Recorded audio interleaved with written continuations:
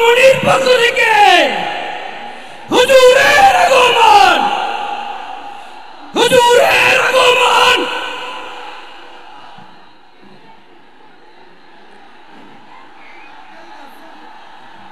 নারায়ে তাকবীর, নারায়ে তাকবীর। হুজুরের আগমন লালমনির পক্ষ থেকে, প্রশাসনের পক্ষ থেকে, সেনাবাহিনীর পক্ষ থেকে, তাওহীদের পক্ষ থেকে, মুসলমানের পক্ষ থেকে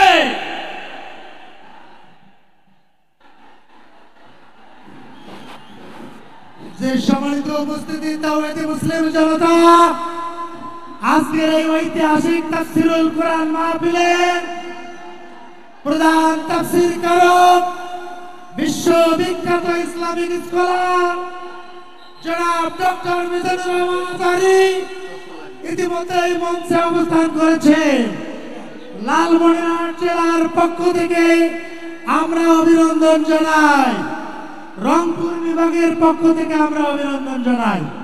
ইতিমধ্যে আজকের এই তাফসীরুল কোরআন মাহফিলের সম্মানীয় প্রধান অতিথি, রংপুর বিভাগের সাংগঠনিক সম্পাদক বিএনপি, জেলা বিএনপির সম্মানিত সভাপতি আমার সুলতান সাহেব অধ্যক্ষ আসাদুল হাবিব দুলু মহোদয় উপস্থিত হয়েছেন।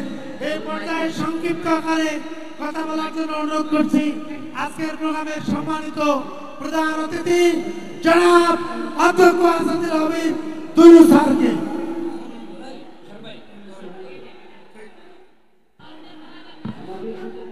বিসমিল্লাহির রহমানির রহিম।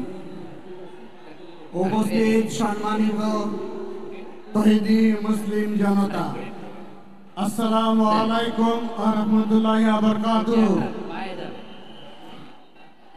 প্রিয় রংপুর বিভাগের বিভিন্ন জেলা থেকে যারা আজকের এই তাফসীরুল মাহফিল উপস্থিত হয়েছেন, আমাদের প্রধান বক্তা, যার নতুন করে কোনো পরিচয় দেওয়ার প্রয়োজন হয় না, যাকে ঘিরে বাংলাদেশের মানুষের মধ্যে যে আবেগ, যে অনুভূতি সৃষ্টি হয়েছে, তার বহিঃপ্রকাশ ঘটেছে আজকের লালমনিরহাটের ঐতিহাসিক সোহরাওয়ার্দী মাঠে। ডাক্তার মিজানুর রহমান আজহারী, আমরা তার প্রতি কৃতজ্ঞ। লালমনিরহাটবাসী অনেক ব্যস্ততার মাঝেও উনি আমাদেরকে সময় দিয়েছেন। 5ই আগস্টের বাংলাদেশের পরিবর্তিত পরিস্থিতির মধ্য দিয়ে একসময় বাংলাদেশে রাজনৈতিক সভা তো দূরের কথা, একটি তাফসীরুল কোরআনের আয়োজনও করা সম্ভব হয়নি। পরিস্থিতি পরিবর্তন হয়েছে আমাদের। আমরা মনে করি যে উদ্দেশ্য, যে চেতনা নিয়ে বাংলাদেশের ছাত্র জনতা রক্ত দিয়ে একটি নতুন বাংলাদেশের সৃষ্টি করেছে, আগামী দিনে এমন একটি বাংলাদেশ আমরা করতে চাই যে বাংলাদেশে দুর্নীতি থাকবে না, বৈষম্য থাকবে না, স্বজনপ্রীতি থাকবে না, একটি সাম্যের বাংলাদেশ, সম্প্রীতির বাংলাদেশ করতে চাই। সুতরাং পবিত্র কোরআন এবং হাদিসের আলোকে উনি আলোচনা করবেন, আমি আর কথা বাড়াতে চাই না। আমি আবারও ওনাকে অভিনন্দন জানাই আমার এলাকাবাসীর পক্ষ থেকে। উনি অনেক কষ্ট করে আমাদের মাঝে উপস্থিত হয়েছেন। আমরা ওনার কথা শুনব এবং আমাদের জীবনে সেটি আমল করার চেষ্টা করব। আমরা কথা শুনি বেশি, আমল করি কম। আমরা যাতে আগামী দিনে আমাদের জীবন সেভাবে তৈরি করতে পারি, এই আশাবাদ ব্যক্ত করি আমি আমার কথা এখানে শেষ করলাম। আল্লাহ হাফেজ। বাংলাদেশ জিন্দাবাদ। ধন্যবাদ আজকের এই তাফসীরুল কোরআন মাহফিলের সম্মানীয় প্রধান অতিথি মহোদয়কে।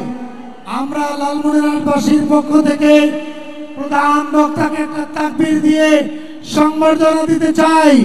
লিল্লাহে তাকবীর। নারায়ে তাকবীর, নারায়ে তাকবীর। আল কোরআনের আলো, আল হাদিসের আলো, আজারি ভাইয়ের আগমন,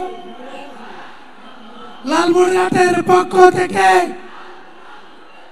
রংপুরের পক্ষ থেকে, আলেম ওলামার পক্ষ থেকে,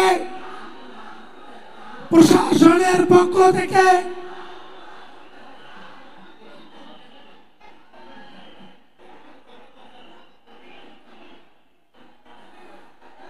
অপেক্ষার পালা শেষ। সবাই বলি আলহামদুলিল্লাহ। হে লালমনিরহাটবাসী, কোন ক্রাইটেরিয়াতে এই প্রোগ্রাম লালমনিরহাট পায় না। আমাদের প্রাচুর্যতা নাই, কিন্তু আমরা যে ভালোবাসতে জানি সেটা প্রমাণ করতে হবে। তৈরি আছি, সেটা হলো এখনই। একজনও থাকবে না যে দাঁড়ায় থাকবে। যে ভালোবাসে বলে দাবি করে সে বসে যাবে। আমি 3 পর্যন্ত গণব, দেখি ভালোবাসেন কিনা। 1 2 3, বসে যান। এবার আমরা যে কথা বলবো না, মুক্তি সেই পায় যে নীরব থাকে। এবার সবাই আরবি হরফ বলবেন। মিম, যে মিম দিয়ে জান্নাতের তালা খুলবো। মিম, এই শাহাদাত আঙ্গুল ঠোঁটে সবার, ক্যামেরাগুলো আপনাদের দিকে, শাহাদাত আঙ্গুল ঠোঁটে। মিম,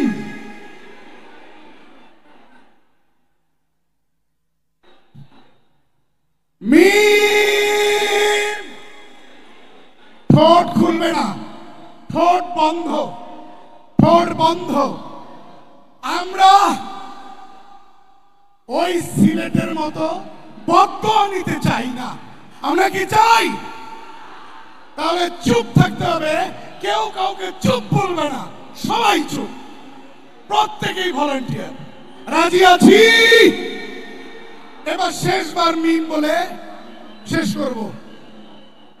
মিম। বাংলাদেশের কৃতিত্ব, বাংলাদেশের সম্পদ, দল মত নির্বিশেষে সকলের সম্পদ মিজানুর রহমান আজহারী। প্রিয় ভাই, আপনাকে আমরা অনেক প্রাচুর্যপূর্ণ আয়োজন করতে পারিনি, কারণ আমরা উত্তরবঙ্গের মংলা এলাকার মানুষ। কিন্তু আমরা কথা দিচ্ছি, আমরা আপনাকে ভালোবাসবো শৃঙ্খলার মধ্য দিয়ে। ঠিক না বেঠি? কোরআনে কারীম থেকে তাফসীর করার জন্য পেশ করছি এশিয়ার সর্বশ্রেষ্ঠ Islamic scholar doctor Mizanur Rahman হাফিজাহুল্লাহ, বারাকাল্লাহ, হায়াকাল্লাহ। অনুরোধ করছি তাফসীর পেশ করার জন্য। চুপ।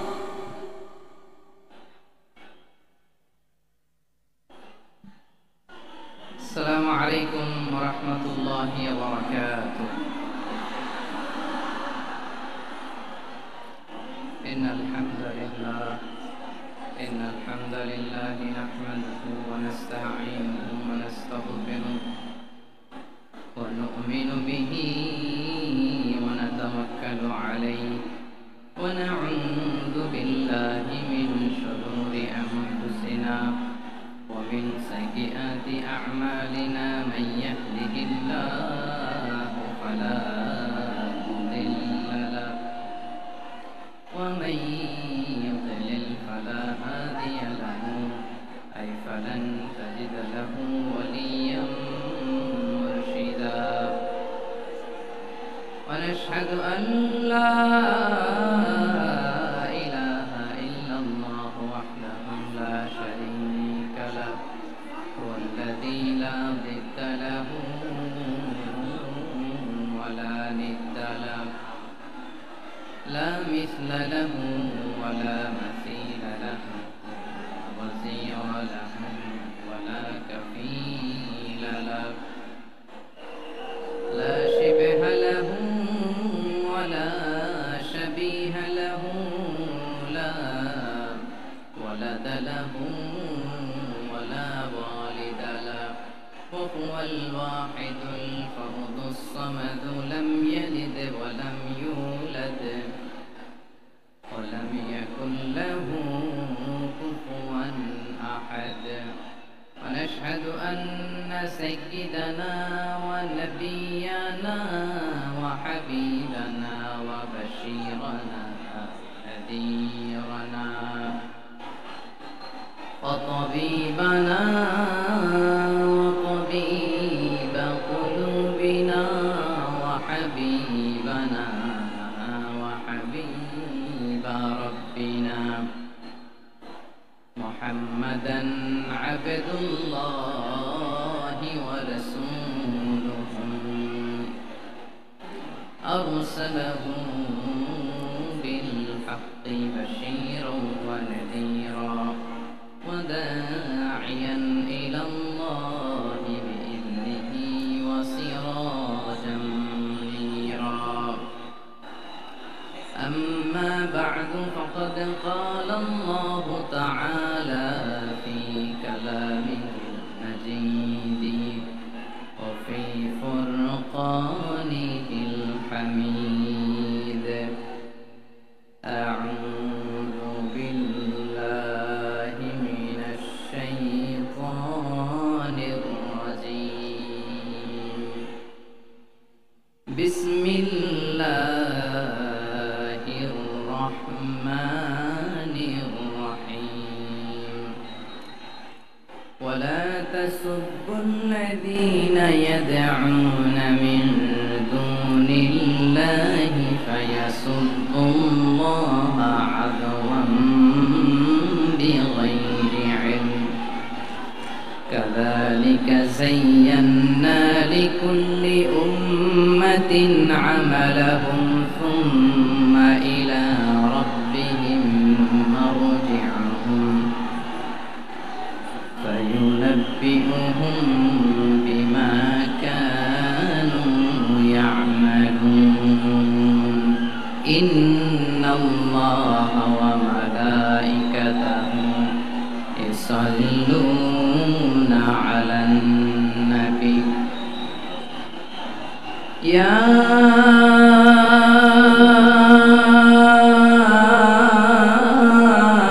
أيها الذين آمنوا صلوا عليه وسلموا تسليما اللهم صل على محمد وعلى آل محمد كما صليت على إبراهيم وعلى آل إبراهيم إنك حميد مجيد اللهم بارك على محمد وعلى آل محمد كما باركت على إبراهيم وعلى آل إبراهيم إنك حميد مجيد সকল প্রশংসার মালিককে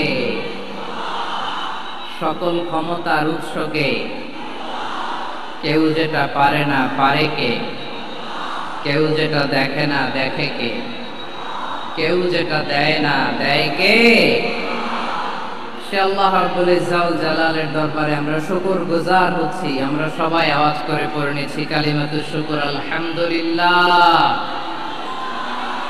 গলা ছেড়ে দিয়ে আওয়াজ করে প্রিয় লালমনিরহাটের ভাইয়ের আওয়াজ করে সবাই পড়ুন রব্বানা লাকাল হামদ হামদান কাসীরান طيبا مباركا فيه ইয়া রাব্বি লাকাল হামদু কামা ইয়ানবাগি লিজালালি ওয়াজহিকা ওয়া আযীমি সুলতানিকা লাকাল হামদু বিল ঈমান লাকাল হামদু বিল ইসলাম লাকাল হামদু বিল কুরআন। আমরা আল্লাহ রাব্বুল ইজ্জা ওয়াল জালালের দরবারে শুকরিয়া জ্ঞাপনের পাশাপাশি আজকের এই প্রোগ্রামের ইন্তেজামিয়া কমিটি ইসলামিক সোসাইটি লালমনিরহাটকে অন্তরের অন্তঃস্থল থেকে ধন্যবাদ জানাতে চাই, শুভেচ্ছা জানাতে চাই। যারা দীর্ঘদিন টানা পরিশ্রম শেষে আজকে লালমনিরহাট জেলায়, যেটা আমার বেসিকলি রংপুর বিভাগের প্রোগ্রাম ছিল, এই ঐতিহাসিক প্রোগ্রামের আয়োজন তারা করেছে, আলহামদুলিল্লাহ।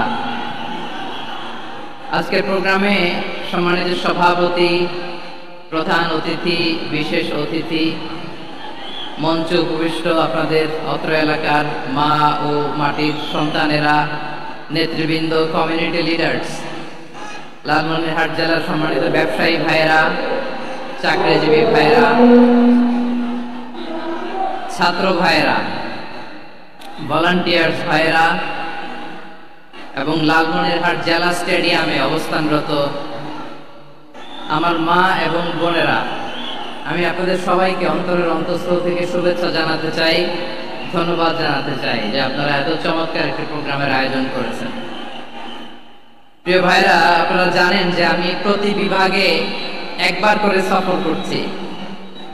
তো সেই সুবাদে রংপুর বিভাগের প্রোগ্রামটা আমি লালমনিরহাটে দিয়েছি এবং আমি আশ্বস্ত হয়েছিলাম যে লালমনিরহাটের প্রোগ্রাম খুবই গোছালো হবে, সুষ্ঠু হবে, শান্ত হবে। সেটার নমুনা আলামত আমি দেখতে পাচ্ছি, আলহামদুলিল্লাহ। সবাই খুবই সুশৃঙ্খল, লক্ষ লক্ষ তাওহীদি জনতা, পেছনে অনেকে জায়গা পায় নাই কিন্তু কোনো আওয়াজ নাই, সবাই দাঁড়িয়ে আছে। এলইডি স্ক্রিন আছে, আপনারা স্ক্রিনে দেখতে পাচ্ছেন, আলহামদুলিল্লাহ। আমি সবাইকে দেখতে পাচ্ছি, মাশাআল্লাহ মাশাআল্লাহ। শান্ত হয়ে আপনারা বসুন, অল্প কিছু সময় কথা বলার সুযোগ আমি পাবো। যেহেতু আমি হেলিকপ্টারে করে এসেছি, হেলিকপ্টারগুলোর আবার একটা পলিসি আছে, সানসেটের আগে, সূর্য ডোবার আগে তাদেরকে এয়ারপোর্টে আবার ল্যান্ড করতে হয়। এখানে 3:30টার মধ্যে আমাকে উঠে যেতে হবে।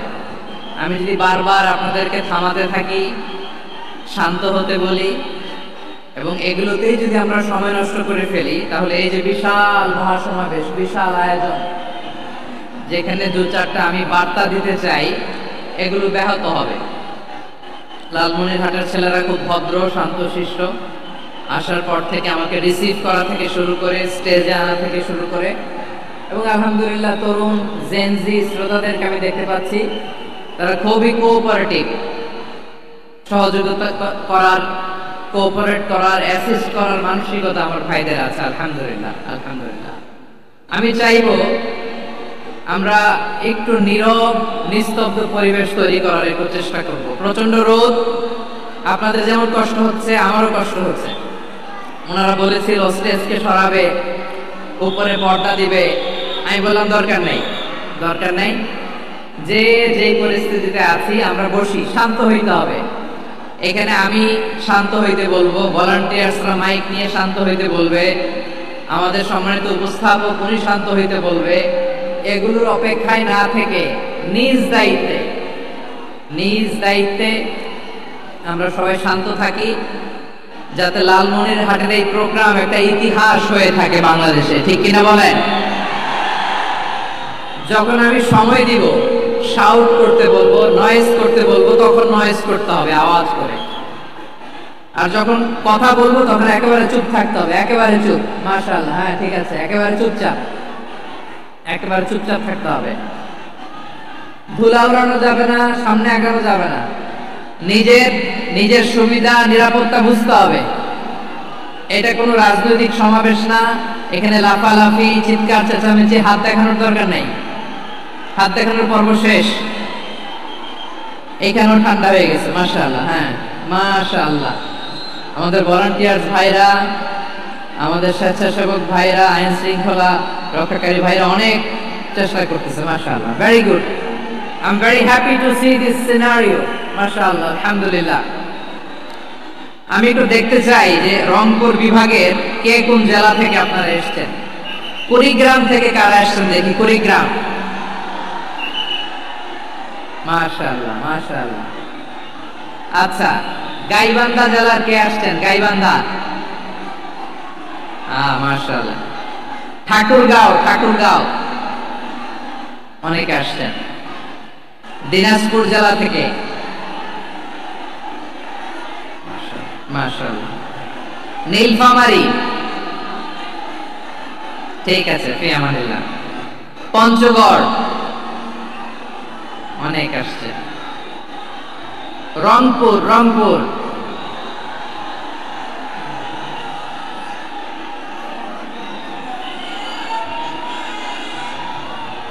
মাশাআল্লাহ মাশাআল্লাহ, ঠিক আছে। লালমনিরহাটের কারা দেখি? লালমনিরহাট,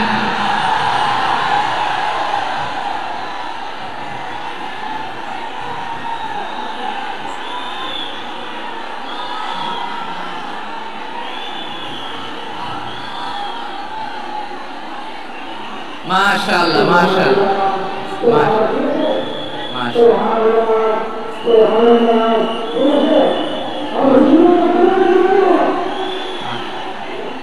ঠিক আছে ঠিক আছে। আচ্ছা, রংপুর বিভাগের বাইরে থেকে অন্য জেলার কারা কারা আসছেন দেখি? তাও আছে অনেক, মাশাআল্লাহ, ঠিক আছে ঠিক আছে। আজকে প্রোগ্রামে উপস্থিত আছেন প্রধান অতিথি হিসেবে অধ্যক্ষ আসাদুল হাবিব দুলু ভাই, সাংগঠনিক সম্পাদক বিএনপি জাতীয় নির্বাহী কমিটির সভাপতি জেলা বিএনপি লালমনিরহাট। বিশেষ অতিথি হিসেবে আমাদের অনেক ভাইরা এসছেন, সবাইকে শুকরিয়া জানাই। সভাপতিত্ব করছেন জনাব আব্দুল হাকিম। আইন শৃঙ্খলা বাহিনী, প্রশাসন, ভলান্টিয়ার্স, শুনেছি আমি প্রায় ৫,০০০ ভলান্টিয়ার্স আপনারা নিয়োগ দিয়েছেন। আলহামদুলিল্লাহ আলহামদুলিল্লাহ, অনেক গোছানো প্রোগ্রাম। আমার প্রাণ ঢালা ভালোবাসা জানবেন, আমার হৃদয়ের গহীন থেকে ভালোবাসা নেবেন, শুভেচ্ছা জানবেন সবাই। ঠিক আছে ঠিক আছে। প্রিয় ভাইরা, আমরা কাল বিলম্ব না করে মূল আলোচনায় চলে যেতে চাই। আজকে যে টপিকের উপর আমি কথা বলবো, টপিকটা হচ্ছে peaceful coexistence and communal harmony, শান্তিপূর্ণ সহাবস্থান এবং সাম্প্রদায়িক সম্প্রীতি। আমাদের বাংলাদেশে সাম্প্রদায়িক সম্প্রীতি আছে না নাই? আবহমান কাল থেকে আমরা মুসলিম, হিন্দু, বৌদ্ধ, খ্রিস্টান, পাহাড়ি, নৃগোষ্ঠী মিলেমিশে একাকার, আমরা সবাই মিলে বাংলাদেশ। আওয়াজ করে বলেন ঠিক কিনা? আমাদের পারস্পরিক সম্প্রীতি, ভালোবাসা, সৌহার্দ্যপূর্ণ আচরণ, বোঝাপড়া, এটা বেশ মজবুত, বেশ মজবুত। তবে মাঝে মাঝে আমাদের এই সম্প্রীতির ভেতরে অনেকে ফাটল ধরাতে চায়। আমরা যে সুখে আছি, শান্তিতে আছে, এটা অনেকের ভালো লাগে না, ঠিক কিনা বলেন? আমাদের মধ্যে সাম্প্রদায়িক সম্প্রীতি, সৌহার্দ্যপূর্ণ আচরণ, ভালোবাসা, এটা আবহমান কাল ধরে আছে। তার প্রমাণ, আমরা তাফসীরুল মাহফিলের আয়োজন করলে আমাদের হিন্দু ভাইরা ডিস্টার্ব করে না, ঠিক কিনা? এবং আমি যদি বলি হাত তোলেন, হিন্দু ধর্মের কারা কারা এসেছেন, কত শত কত হাজার যে হাত উঠবে, আপনি অবাক হয়ে যাবেন। আমি চাচ্ছি না হাত উঠাতে। খুলনাতে সর্বশেষ যে আমি প্রোগ্রাম করে গেলাম, সেখানে কয়েকশো হিন্দু ভাই আসছে আমাদের আলোচনা শুনতে, আলহামদুলিল্লাহ। অনেক বৌদ্ধরা আসে, অনেক খ্রিস্টানরা আসে। এবার সফরেও অনেক হিন্দু ভাইরা আমার সাথে দেখা করেছে, তারা বলছেন হুজুর আমরা আপনার আলোচনা শুনি, আলহামদুলিল্লাহ বলেন। So it's our responsibility to present our religion to our non-Muslim brothers and sisters. আমাদের অমুসলিম ভাই বোনদের কাছে ইসলামের সৌন্দর্য তুলে ধরা, এটা আমাদের দায়িত্ব। We all are the ambassador of Islam. আমরা প্রত্যেকে দায়িত্বশীল, আমরা প্রত্যেকে এক একজন ইসলামের অ্যাম্বাসেডর, আলহামদুলিল্লাহ বলেন। এজন্য এমন ভাবে দ্য বিউটি অফ ইসলাম, ইসলামের সৌন্দর্য আমাদেরকে ফুটিয়ে তুলতে হবে যাতে করে নন মুসলিমরা শাহাদা পড়ে কালিমা পড়ে মুসলমান হয়ে যায়। অনেক নন মুসলিম ভাই বোন আমাদের হাতে শাহাদা পড়ে কালিমা পড়ে মুসলমান হয়েছে অনেক। আমরা যেন ইসলামের বিউটিটাকে তুলে ধরতে পারি এবং এই যে সম্প্রীতি এটাকে যেন আমরা অটুট রাখতে পারি। আদতে আদতে বাংলাদেশের ইতিহাস বলে আমাদের দেশে কোনো দাঙ্গা নাই, আছে? লালমনিরহাটের ভাইয়ের আওয়াজ করে বলেন, আমাদের দেশে হিন্দু মুসলিম দাঙ্গা আছে? আমরা ভাই ভাই, আওয়াজ করে বলুন তো আমরা কি ভাই ভাই। কিন্তু কিছু দুষ্ট লোক আছে, তারা আমাদের সম্পর্কের মধ্যে ফাটল ধরাতে চায়, ঠিক কিনা বলেন? মাঝে মাঝে ঝগড়া লাগাতে চায়। দেখবেন পত্র পত্রিকায় দেখা যায় বিভিন্ন ধর্মীয় উপাসনালয়গুলোতে হামলা চালানো হয়। এগুলো রাজনৈতিক উদ্দেশ্য প্রণোদিত, এগুলোর সাথে ইসলামের কোনো সম্পর্ক নাই। এজন্য এই দুর্বৃত্তদের ব্যাপারে আমাদের সাবধান থাকতে হবে। আমরা সবসময় যেমনি ঐক্যবদ্ধ, ইউনাইটেড, আমরা যদি এরকম ইউনাইটেড থাকি, এই সমস্ত দুর্বৃত্তদের কালো হাত ভেঙে দিতে আমাদের 1 ঘন্টাও লাগবে না। চিল্লায় বলো ঠিক কিনা? আমরা সংঘবদ্ধ থাকবো। এই যে আমাদের পিসফুল কোএক্সিস্টেন্স, শান্তিপূর্ণ সহাবস্থান। হিন্দুরা পূজা করে, যেদিন হিন্দুদের পূজা অনুষ্ঠান আমরা ওই দিন তাফসীর মাহফিল করি না, ঠিক কিনা বলেন? যেদিন আমাদের তাফসীরুল কোরআনের প্রোগ্রাম, ওই দিন আমাদের হিন্দু ভাইরা ডিস্টার্ব করে না। সুবহানাল্লাহ। হিন্দুদের পূজা অনুষ্ঠানে মাদ্রাসার ছাত্র যে পাহারা দেয়, গোটা বিশ্বে এরকম দৃষ্টান্ত নজির বিরল, ঠিক কিনা বলেন? আইন শৃঙ্খলা বাহিনীর পাশাপাশি মাদ্রাসার ছাত্ররা যে সেখানে পাহারা দেয়, গোটা পৃথিবীতে এই দৃষ্টান্ত আপনি পাবেন। মাদ্রাসার ছাত্ররা, তারা তো কোরআনের ধারক, তারা হাদিসের ধারক, তারা কেন মন্দির পাহারা দিবে? এই সম্প্রীতিকে ধরে রাখার জন্য, এই সৌহার্দ্যকে ধরে রাখার জন্য, আমাদের পারস্পরিক ভালোবাসাকে অটুট রাখার জন্য। আওয়াজ করে বলতে হবে ঠিক কিনা? এখন বলেন, আমাদের এই ভালোবাসা অটুট থাক আমরা চাই কি চাই না? আমরা হিন্দু মুসলিম মিলেমিশে শান্তিপূর্ণ সহাবস্থান, সাম্প্রদায়িক সম্প্রীতি, লালমনিরহাটের ভাইয়ের আওয়াজ করে বলুন, এই সাম্প্রদায়িক সম্প্রীতি আমরা চাই কি চাই না? আল্লাহ এই দেশকে তুমি বরকতময় করো, বাংলাদেশকে তুমি শান্তিময় করো। আওয়াজ করে সবাই বলেন আমিন। এই জায়গাটাতে সামান্য একটু আওয়াজ হচ্ছিল, এটাও থেমে গেছে। আলহামদুলিল্লাহ, আলহামদুলিল্লাহ। এখন একেবারে everything is in my control. মাশাআল্লাহ। ঠিক আছে, আমি মূল আলোচনায় যাই। প্রিয় ভাইরা, আমি বলেছিলাম আমার আলোচনার বিষয় হচ্ছে শান্তিপূর্ণ সহাবস্থান, সাম্প্রদায়িক সম্প্রীতি। আমরা দেখব ইসলাম আমাদেরকে কি কি দিক নির্দেশনা দেয়। শান্ত হইতে হবে। খরগোশের কানের মতো কান দুটো আমার দিকে করে রাখেন। আমি এখনো উঠে যাব, হাত নাড়ায় লাভ নাই, আমি উঠে যাব। তাকায় থাকো আর কান খাড়া, আওয়াজ হবে না। হ্যাঁ, মাশাআল্লাহ, মাশাআল্লাহ, ঠিক আছে। আমরা দেখবো যে রাসূল সাল্লাল্লাহু আলাইহি ওয়াসাল্লাম এই পিসফুল কোএক্সিস্টেন্সের জন্য আমাদের কি শিখিয়েছেন, কি কি গাইডলাইন দিয়েছেন। আমরা 1, 2, 3, 4 করে এগুলো আপনাদের সাথে শেয়ার করব। আমি আপনাদের খেদমতে সূরাতুল আনআমের 108 নম্বর আয়াত তেলাওয়াত করেছি।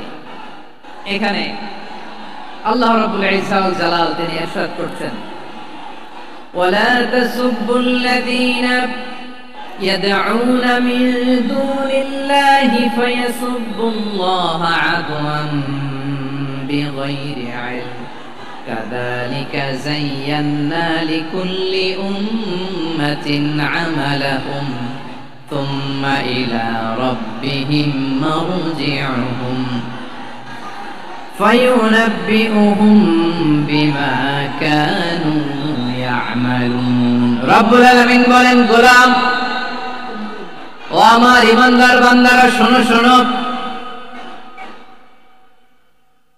ও আমার বিশ্বাসী বান্দারা শোনো শোনো, লা তাসুবুল্লাযীনা ইয়াদউনা মিন দুনিল্লাহ ফায়াসুবুল্লাহা আদওয়ান বিগাইরি ইলম। ও আমার বিশ্বাসী বান্দারা, যারা আল্লাহকে বেঁধে রেখে আল্লাহকে বাদ দিয়ে অন্য উপাস্যকে ডাকে, দেবীর পূজা করে, দেবতাদের পূজা করে, তোমরা খবরদার তাদের গালি দিও না। আওয়াজ করে বলেন, কি দিও না? আল্লাহ বলেন, ও বিশ্বাসীরা শোনো, যারা আল্লাহকে বেঁধে রেখে দেব দেবীর পূজা করে, অন্য উপাস্যের পূজা করে, তাদেরকে ডাকে, ওই দেবতাদেরকে তোমরা গালি দিও না। যদি ওই দেবতাদেরকে গালি দাও, তাহলে ভুলবশত, শত্রুতাবশত তারা তোমাদের রব আল্লাহকে গালি দেবে, ঠিক কি না? তোমরা যদি তাদের দেবতাদের গালি দাও, ওরা রেগে তোমার আল্লাহরে গালি দিবে, তাহলে আল্লাহরে গালি খাওয়ানোর কারণ হয়ে গেলাম আমি, ঠিক কি না? বলেন।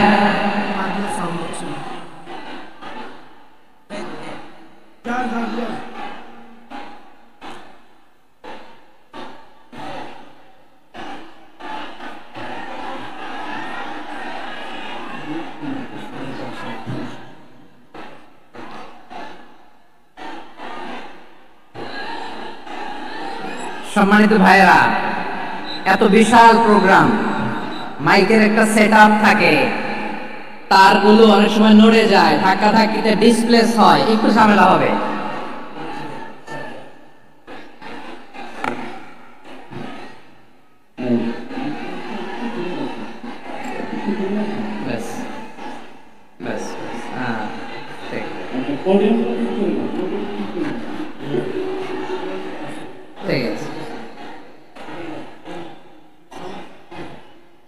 একটু সমস্যা হবে মাঝে মাঝে, আপনারা শান্ত থাকলে,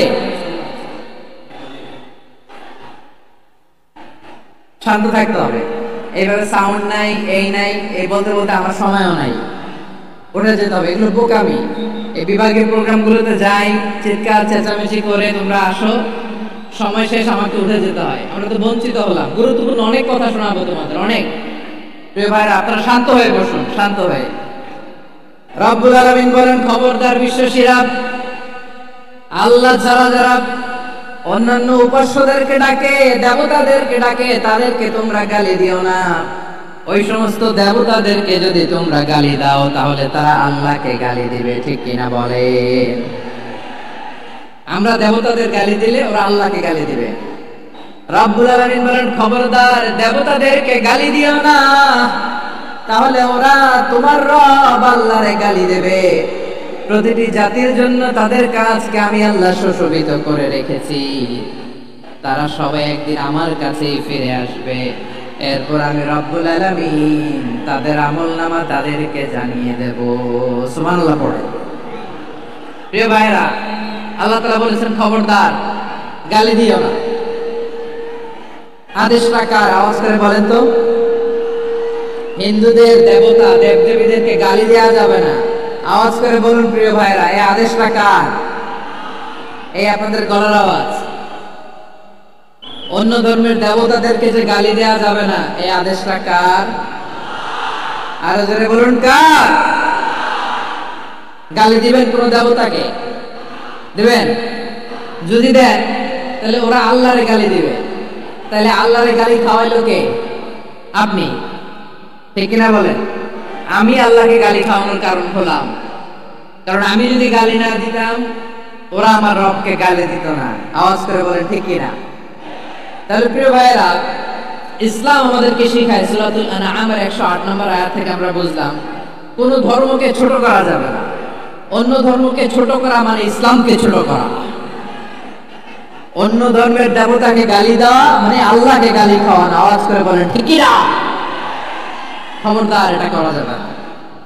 আর অন্য ধর্মের দেবতাকে যদি আপনি গালি দেন, ওরা ইসলাম থেকে দূরে সরে যাবে। যাও ইসলামের প্রতি আকৃষ্ট হয়েছিল, আর কোনোদিন ইসলামের ধারে কাছে আসবে না। আওয়াজ করে বলেন, ঠিক কিনা? এজন্য কখনো কোনোদিন অন্য ধর্মের দেবতাদেরকে গালি দেওয়া যাবে না। অন্য ধর্মের কোন দেবতাদেরকে আমরা গালি দিব না, গালি দিব না, বরং ইসলামের beauty, the beauty of Islam, ইসলামের সৌন্দর্যকে আমরা তুলে ধরব। আমরা যদি বিশ্বনবী সাল্লাল্লাহু আলাইহি ওয়াসাল্লামের জীবনের দিকে তাকাই, তাহলে আমি দেখব বিষ্ণু ইসলাম মক্কাতে কিংবা মদিনাতে অন্য ধর্মের লোকদের সাথে খুব পিসফুলি লাইফ লিড করেছেন। হোক মুশরিক, হোক খ্রিস্টান, হোক ইহুদি, বিশ্বনবী সবার সাথে মিলেমিশে ছিলেন। আলহামদুলিল্লাহ বলেন। ইসলাম হচ্ছে পিসফুল রিলিজিয়ন। অন্য ধর্মের প্রতি সহনশীলতার সবক ইসলাম আমাদেরকে দেয়, কিন্তু প্রতিটি মুসলিমের এটা মনে রাখতে হবে, আল্লাহর কাছে পছন্দনীয় গ্রহণযোগ্য ধর্ম জীবন আদর্শ একটি, সেটা হচ্ছে ইসলাম। আওয়াজ করে বলেন সেটা কি? লালমনিরহাটের ভাইরা আওয়াজ করে বলুন, আল্লাহর কাছে মনোনীত ধর্ম একটি, সেটা কি? এজন্য রব্বুল আলামিন বলেন, ইন্নাদ দীনা ইনদাল্লাহিল ইসলাম, আল্লাহর কাছে মনোনীত গ্রহণযোগ্য অ্যাকসেপ্টেড ধর্ম মতাদর্শ একটা, সেটা হলো ইসলাম। ইসলাম ছাড়া অন্য কোন ধর্ম যদি কেউ তালাশ করে, তার ওই ধর্ম আল্লাহ গ্রহণ করবে না। ومن يبتغي غير الإسلام دينا فلن يقبل منه وهو في الآخرة من الخاسرين. Whoever seek anything except Islam, that won't be accepted from him, and he will be loser in the day of judgment. কিয়ামতের দিন ইসলাম ছাড়া কেউ যদি অন্য কোনো ধর্ম তালাশ করেছে দুনিয়াতে, তার এই মতাদর্শ গ্রহণ করা হবে না, and he will be loser. সে হবে লুজার, ক্ষতিগ্রস্ত। হাই হাই কোম্পানির ম্যানেজার, ওর আমও শেষ, সালাও শেষ। আওয়াজ করে বলেন ঠিক কি না? এজন্য ইসলাম পেয়ে আমরা খুশি না বেজার? প্রত্যেক নামাজ শেষে আমরা আল্লাহরে বলি, আল্লাহ রাদিতু বিল্লাহি রাব্বা ওয়া বিল ইসলামি দীনা ওয়া বি মুহাম্মাদিন নাবিয়্যান ওয়া রাসূলা। ও আল্লাহ, তোমারে রব হিসেবে পেয়ে আমরা খুশি। ও আল্লাহ, ইসলামকে ধর্ম হিসেবে পেয়ে আমরা খুশি। বিশ্ব নবীকে আমাদের রাসূল পেয়ে আমরা খুশি। ঠিক কি না বলেন? ইসলাম ছাড়া অন্য কোনো ধর্ম আমরা গ্রহণ করব না। ঠিক কি না বলেন? আল্লাহর কাছে অ্যাকসেপ্টেড রিলিজিয়ন একটা, সেটা ইসলাম। তো বিশ্বনবী সাল্লাল্লাহু আলাইহি ওয়াসাল্লাম মক্কাতে কিংবা মদিনাতে খুব পিসফুলি এক্সিস্ট করেছেন, যে কোনো ধর্মের সাথে মিলেমিশে চলেছেন। তার প্রমাণ আমরা যদি রাসূল সাল্লাল্লাহু আলাইহি ওয়াসাল্লামের বায়োগ্রাফির দিকে তাকাই, তাহলে দেখব তিনি মুশরিকদের সাথে পিস ট্রিটি করেছেন। শান্তি চুক্তি, পিস ট্রিটি, পিস এগ্রিমেন্ট। আপনারা হুদাইবিয়ার সন্ধির নাম শুনেছেন? আমার লালমনিরহাটের কলিজার টুকরা ভাইরা, হুদাইবিয়ার সন্ধির নাম আপনারা শুনেন নাই? 6ষ্ঠ হিজরিতে বিষ্ণু ইসলাম মুশরিকদের সাথে এই ট্রিটি করেছেন, চুক্তি। কাদের সাথে? মুশরিকদের সাথে। আমরা তো মুসলমান বসতে পারি না। আমরা দুই মুসলিম ভাই একসাথে বসে চা খেতে পারি না, গল্প করতে পারি না। বিষ্ণু ইসলাম মুশরিকদের সাথে ট্রিটি করেছেন, হুদাইবিয়ার সন্ধি। এই সন্ধির আগে মক্কা থেকে কেউ মদিনায় যেতে পারে না, মদিনা থেকে কেউ মক্কায় যেতে পারে না। কিন্তু এই সন্ধির পরে ট্রাফিক স্বাভাবিক হয়ে গেল। মক্কার লোকেরা মদিনায় আসতে পারে, মদিনার লোকেরা মক্কায় আসতে পারে। এটাকে বলে সুলহে হুদাইবিয়া, the peace agreement of Hudaybiyyah, শান্তি চুক্তি। আমরা পৃথিবীতে এখন অনেক শান্তি চুক্তির নাম শুনি, এগুলো সব the piece treaty of Hudaibiya থেকে কপি করা। আল্লাহু আকবার। তাহলে বিশ্বনবী সাল্লাল্লাহু আলাইহি সাল্লাম তিনি যে শান্তিপূর্ণ সহাবস্থানে বিশ্বাসী ছিলেন, মুসলমানেরা যে অন্য ধর্মের প্রতি সহনশীল, তার প্রমাণ হচ্ছে এই পিস ট্রিটি। শুধু তাই নয়, মাইকের সাউন্ডটা একটু বাড়াই দিতে হবে, খুব দুর্বল, একটু মজবুত করতে হবে, আর একটু ক্লিন করতে হবে, আর সবগুলা জায়গায় সাউন্ড যাচ্ছে কিনা একটু ক্রস চেক করতে হবে। হ্যাঁ, পাবেন, দিচ্ছে। Mic operator is trying his level best, দিচ্ছে। মাইক অপারেটর যিনি আছেন প্রতিটি জায়গায় প্রতিটি সাউন্ড বক্সে যেন আওয়াজ পাওয়া যায়, একটু ক্রস চেক করেন, সাউন্ডটাকে একটু স্ট্রং করে দেন। হ্যাঁ, ঠিক আছে, মাশাআল্লাহ। এদিকে তাকান, এদিকে। মক্কার পার্ট গেল, পিস এগ্রিমেন্ট করলেন, শান্তি চুক্তি। বিষ্ণু ইসলাম মদিনায় যে কি করলেন? মদিনায় যে বিষ্ণু ইসলাম মদিনা চার্টার করলেন, মদিনা সনদ, সাহিফাতুল মদিনা, এটার বলে মদিনা চার্টার। এই যে ওয়েস্টে, ইউরোপে, আমেরিকাতে তারা অনেক চার্টার করে, সব চার্টার মদিনা চার্টার থেকে কপি করা। আওয়াজ করে পড়েন সুবহানাল্লাহ। বিষ্ণু ইসলাম মদিনায় গেলেন, মদিনাতে মুসলিম, মুশরিক, ইহুদি, এই তিন ধর্মের লোক মিলে সব স্টেক হোল্ডার যারা আছে সবাইকে নিয়ে বিষ্ণু ইসলাম মদিনা চার্টার করলেন, মদিনা সনদ। পড়েন সুবহানাল্লাহ। শুধু তাই নয়, মক্কাতে বিশ্বনবী পিস এগ্রিমেন্ট করলেন, শান্তি চুক্তি মুশরিকদের সাথে। মদিনাতে যে বিশ্বনবী মদিনা চার্টার করলেন, মদিনা সনদ করলেন ইহুদিদের সাথে। আবার মদিনাতে বিশ্বনবী ইহুদিদের সাথে পিস ডায়ালগ করলেন, ইন্টারফেথ ডায়ালগ করলেন, আন্তধর্মীয় সংলাপ করলেন। যে সংলাপের মূল ভিত্তি ছিল তাওহীদ। মূল ভিত্তি ছিল কি? তাওহীদ। বিশ্বনবী ইহুদিদেরকে ডাকলেন, আহ্বান করলেন, কুল ইয়া আহলাল কিতাবি তাআলাউ ইলা কালিমাতিন সাওয়াইন বাইনানা ওয়া বাইনাকুম আল্লা না'বুদা ইল্লাল্লাহ ওয়া লা নুশরিকা বিহি শাইআন ওয়া লা ইয়াত্তাখিযা বা'দুনা বা'দান আরবাবাম মিন দুনিল্লাহ فإن تولوا فقولوا اشهدوا بأننا مسلمون। সুবহানাল্লাহ। পড়ে বিশ্বনবী মদিনার ইহুদিদের ডেকে বললেন, ও ইহুদিরা, শোনো শোনো, আসো এমন একটা আদর্শের প্রশ্নে আমরা একত্রিত হই, যে আদর্শের প্রচার তোমাদের নবীরাও করেছে, আমিও করি। যে আদর্শের কথা তোমাদের পবিত্র ধর্মগ্রন্থগুলোতে আছে, আমার কোরআনেও আছে, সেটা হলো তাওহীদ। আমরা এক আল্লাহ ছাড়া কারো ইবাদত করব না, আল্লাহর সাথে কাউরে শরীক করব না, আল্লাহ ছাড়া কাউরে রব মানব না। পড়েন সুবহানাল্লাহ। তাহলে আমার প্রিয় লালমনিরহাটের ভাইরা, মদিনাতে যে তিনি মদিনা চার্টার করলেন, মদিনা সনদ, পিস ডায়ালগ করলেন, শান্তির সংলাপ, ইন্টারফেথ ডায়ালগ করলেন, আন্তধর্মীয় সংলাপ, যার ভিত্তি ছিল তাওহীদ। সুবহানাল্লাহ। পড়েন। তাহলে অন্য ধর্মের প্রতি সব সময় ইসলাম সহনশীল, টলারেন্স।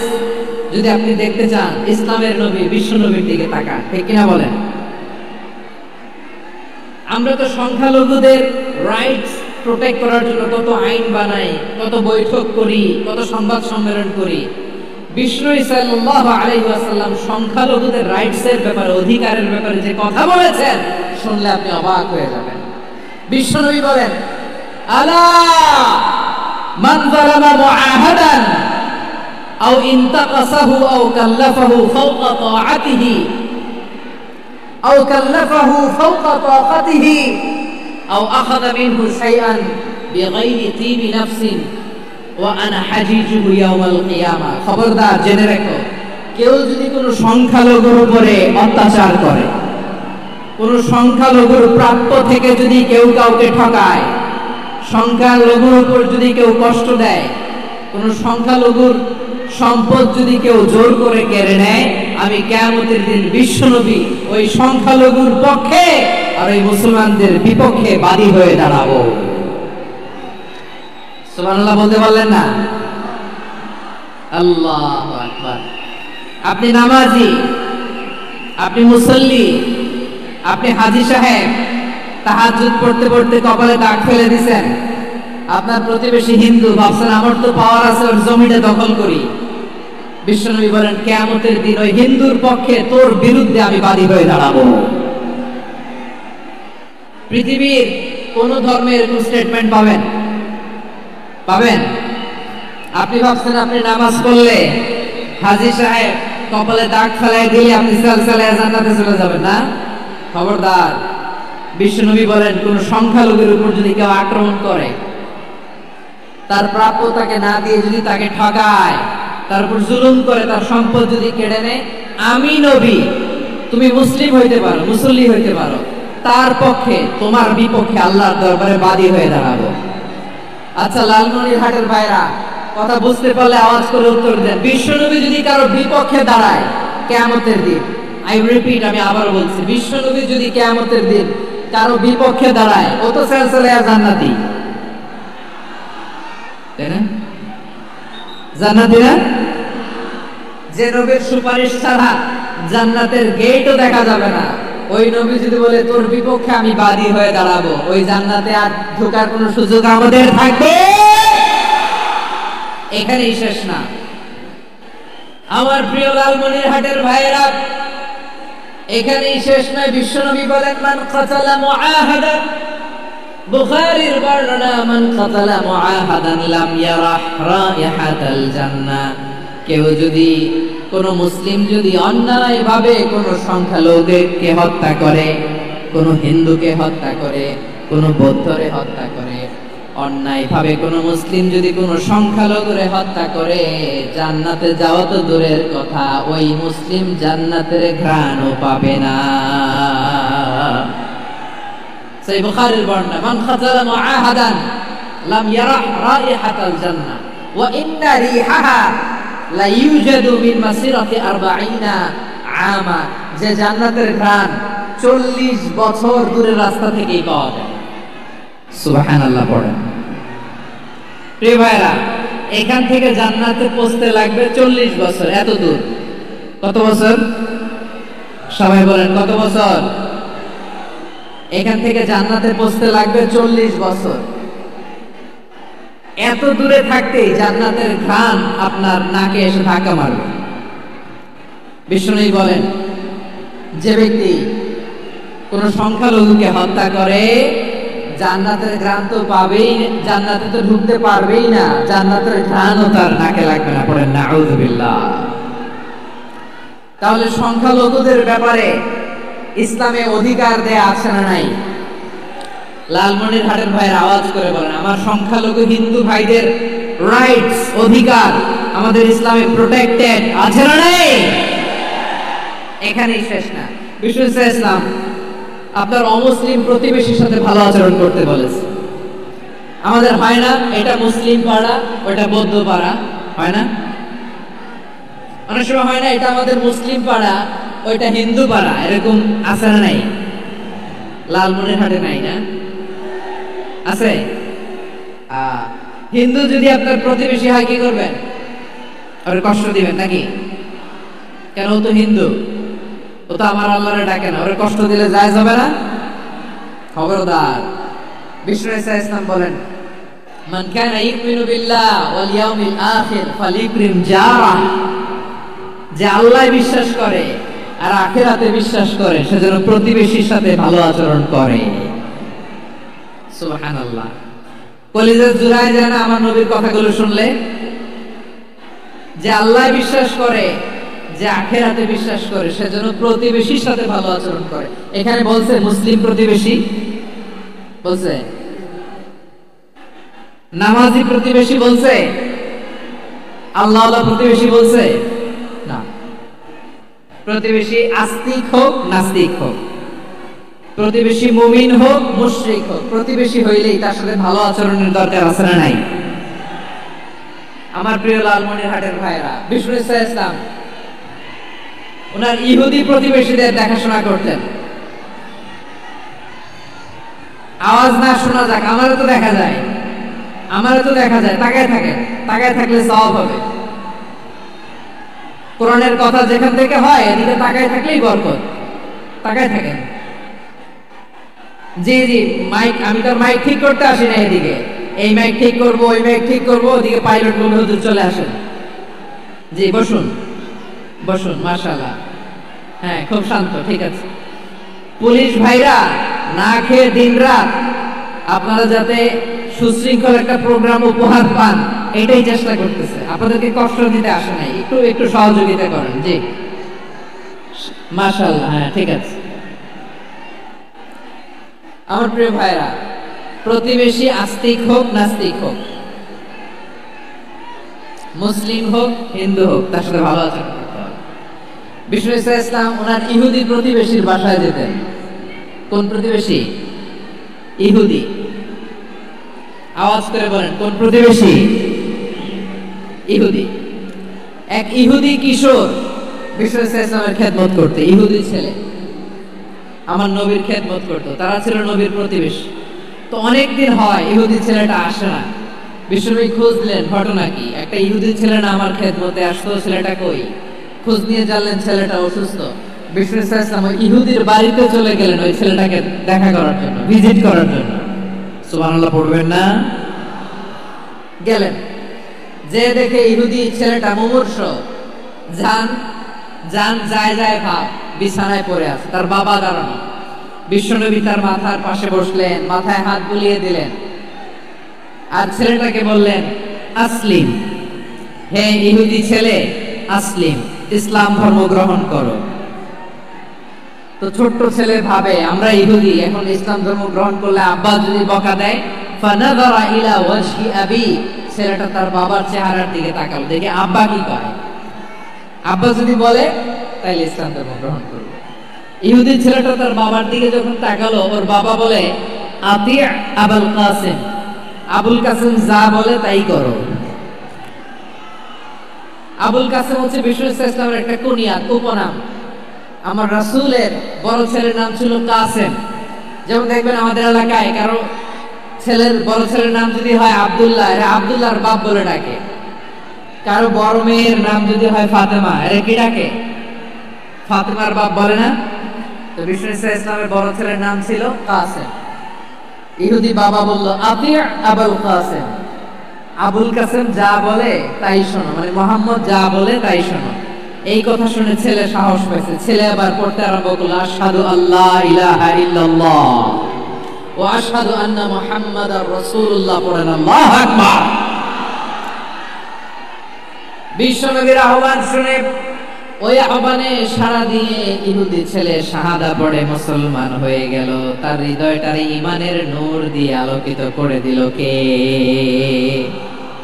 প্রিয় ভাইরা, এবার রাসূল সাল্লাল্লাহু আলাইহি ওয়াসাল্লাম বের হয়ে আসলেন ঘর থেকে, আর বললেন আলহামদুলিল্লাহিল্লাযী আনকাযাহু মিনান নার, প্রশংসা সে আল্লাহর যে আল্লাহ জাহান্নামে চলে যাচ্ছিল প্রায় এমন একটা লোককে মুহূর্তের মধ্যে কালিমায়ে শাহাদাতের বদৌলতে জান্নাতি বানায় দিলেন। আওয়াজ করে পড়েন সুবহানাল্লাহ। এই হাদিস থেকে আমরা কি শিখলাম? What is the moral of the story? এক নাম্বার স্টোরি হলো, প্রতিবেশী ইহুদি হোক হিন্দু হোক, যাবেন, সুসম্পর্ক রাখবেন, উপহার দিবেন, বিপদে পাশে দাঁড়াবেন, তাইলেই তো আপনাদের প্রতি, মুসলমানদের প্রতি তারা আকৃষ্ট হবে, ঠিক কিনা বলেন? আপনি যদি হিন্দুদের সাথে বৌদ্ধদের সাথে নাই মিশেন, নাস্তিকের কাছে নাই যান, তো ইসলামের সৌন্দর্যটা ওরা বুঝবে কেমনে? আমার অনেক হিন্দু পরিচিত ভাই আছে, ওরা আমাদের ইফতারির প্রোগ্রামে এসে একসাথে ইফতারি করে। অনেক মদখোর আমার সাথে বসে একসাথে ডিনার করে, হাফ প্যান্ট পরা, গলায় স্বর্ণের চেইন, হাতে স্বর্ণের ব্রেসলেট, আইসা আমার সাথে ডিনার করছে, আছে এরকম। গাঁজাখোর, আমি বলি আসো, welcome welcome to my dinner, আসো বসো। বসলেই তো আমি ওর ডিএনএ, চিন্তার ডিএনএ চেঞ্জ করে দেওয়ার সুযোগ পাবো। চিল্লায় বলো ঠিক কি না? আসতে হবে আমার কাছে। Our door is open, the door of Islam is open 24/7. সব সময় আমাদের ইসলামের দরজা আমার অমুসলিম ভাইদের জন্য খোলা আছে না নেই? এই হাদিস থেকে দুইটা শিক্ষা। এক নম্বর শিক্ষা, প্রতিবেশী মুসলিম হোক অমুসলিম হোক, যান, অসুস্থ হইলে একটু আপেল নিয়ে যান, আঙ্গুর নিয়ে যান, কমলা নিয়ে যান, তাদের সাথে ভালো আচরণ করুন। ইসলামের বিউটি দেখে, সৌন্দর্য দেখে অবাক হবে, নসিব ভালো হলে কোনদিন কালিমা পড়ে মুসলমান হয়ে যাবে, ঠিক কিনা বলেন? তাহলে অমুসলিমের সাথে ভালো সম্পর্ক। বিশ্বনবী ইহুদির বাড়িতে গেলেন, ইহুদির বাড়ি, আর আমার মুসলমান ভাই আমার কাফের বলে, এরকম আছে না নাই? মুসলিমরা দেখতে পারে না, সহ্য করতে পারে। বিষ্ণু ইসলাম ইহুদির বাড়িতে গেলেন, এটা একটা শিক্ষা। আরেকটা শিক্ষা হলো, ভাইরা ধাক্কা মেরে এসে সামনে এসে কি লাভ? প্রোগ্রাম তো শেষ হচ্ছে, এখনই শেষ হচ্ছে। তো এই যে আমাদের বকশি ভাই ওয়াদা নিল, হাত তোলালো, মিম বলে এত কথা বললো, তো আমি জেলায় জেলায় যে খালি হাত নাড়াই তোমাদের জন্য নাকি? হ্যাঁ, হাত নাড়াই শুধু। এই ধাক্কাইতে ধাক্কাইতে এদিকে এসে হাত নাড়াইতেছে, হয়েছে তো, দেখলাম তো, ঠিক আছে, মাশাআল্লাহ, অনেক সুশৃঙ্খল, অন্যান্য যে কোনো জেলার জন্য সুশৃঙ্খল। আমার দিকে তাকাও, আমার দিকে তাকাও, ঠিক আছে। এই যে দাঁড়িয়ে আছে, একটা ছেলে নড়ে না, দেখছেন? মাশাআল্লাহ, মাশাআল্লাহ, মাশাআল্লাহ। হ্যাঁ, এইভাবেই। আর কয়েকটা মজাদার কথা আছে, শোনো। এই হাদিস থেকে আমাদের শিক্ষা হলো, আমার প্রতিবেশী যেই ধর্মের হোক, আমি সম্পর্ক রাখবো। অসুস্থ হলে যাব, কি বলেন ভাইরা? যাবেন না? যাবেন না আপনারা? আচ্ছা, 2 নম্বর শিক্ষা হলো, বিষ্ণু ইসলামের খাদেম ছিল ইহুদি, এতদিন খেদমত করলে একদিন বিশ্বনবী ওরে কালিমার দাওয়াত দেয় নাই। কারণ কি? বিশ্বনবী একটা ভালো সময়ের অপেক্ষা করতেছিলেন, প্রপার টাইমিং। দাঈর কাজ হচ্ছে দাঈ ইলাল্লাহ, সে হচ্ছে সুযোগ সন্ধানী। দাঈ সুযোগ খোঁজে, কখন দাওয়া দিলে ব্যাটে বলে হবে, ঝুপ বুঝে কোপ মারে, ঠিক কিনা বলেন? বিষ্ণু ইসলাম ভালো সময়ের অপেক্ষা করতেছিলেন, দেখি ভালো সময় আসুক আসুক আসুক আসুক।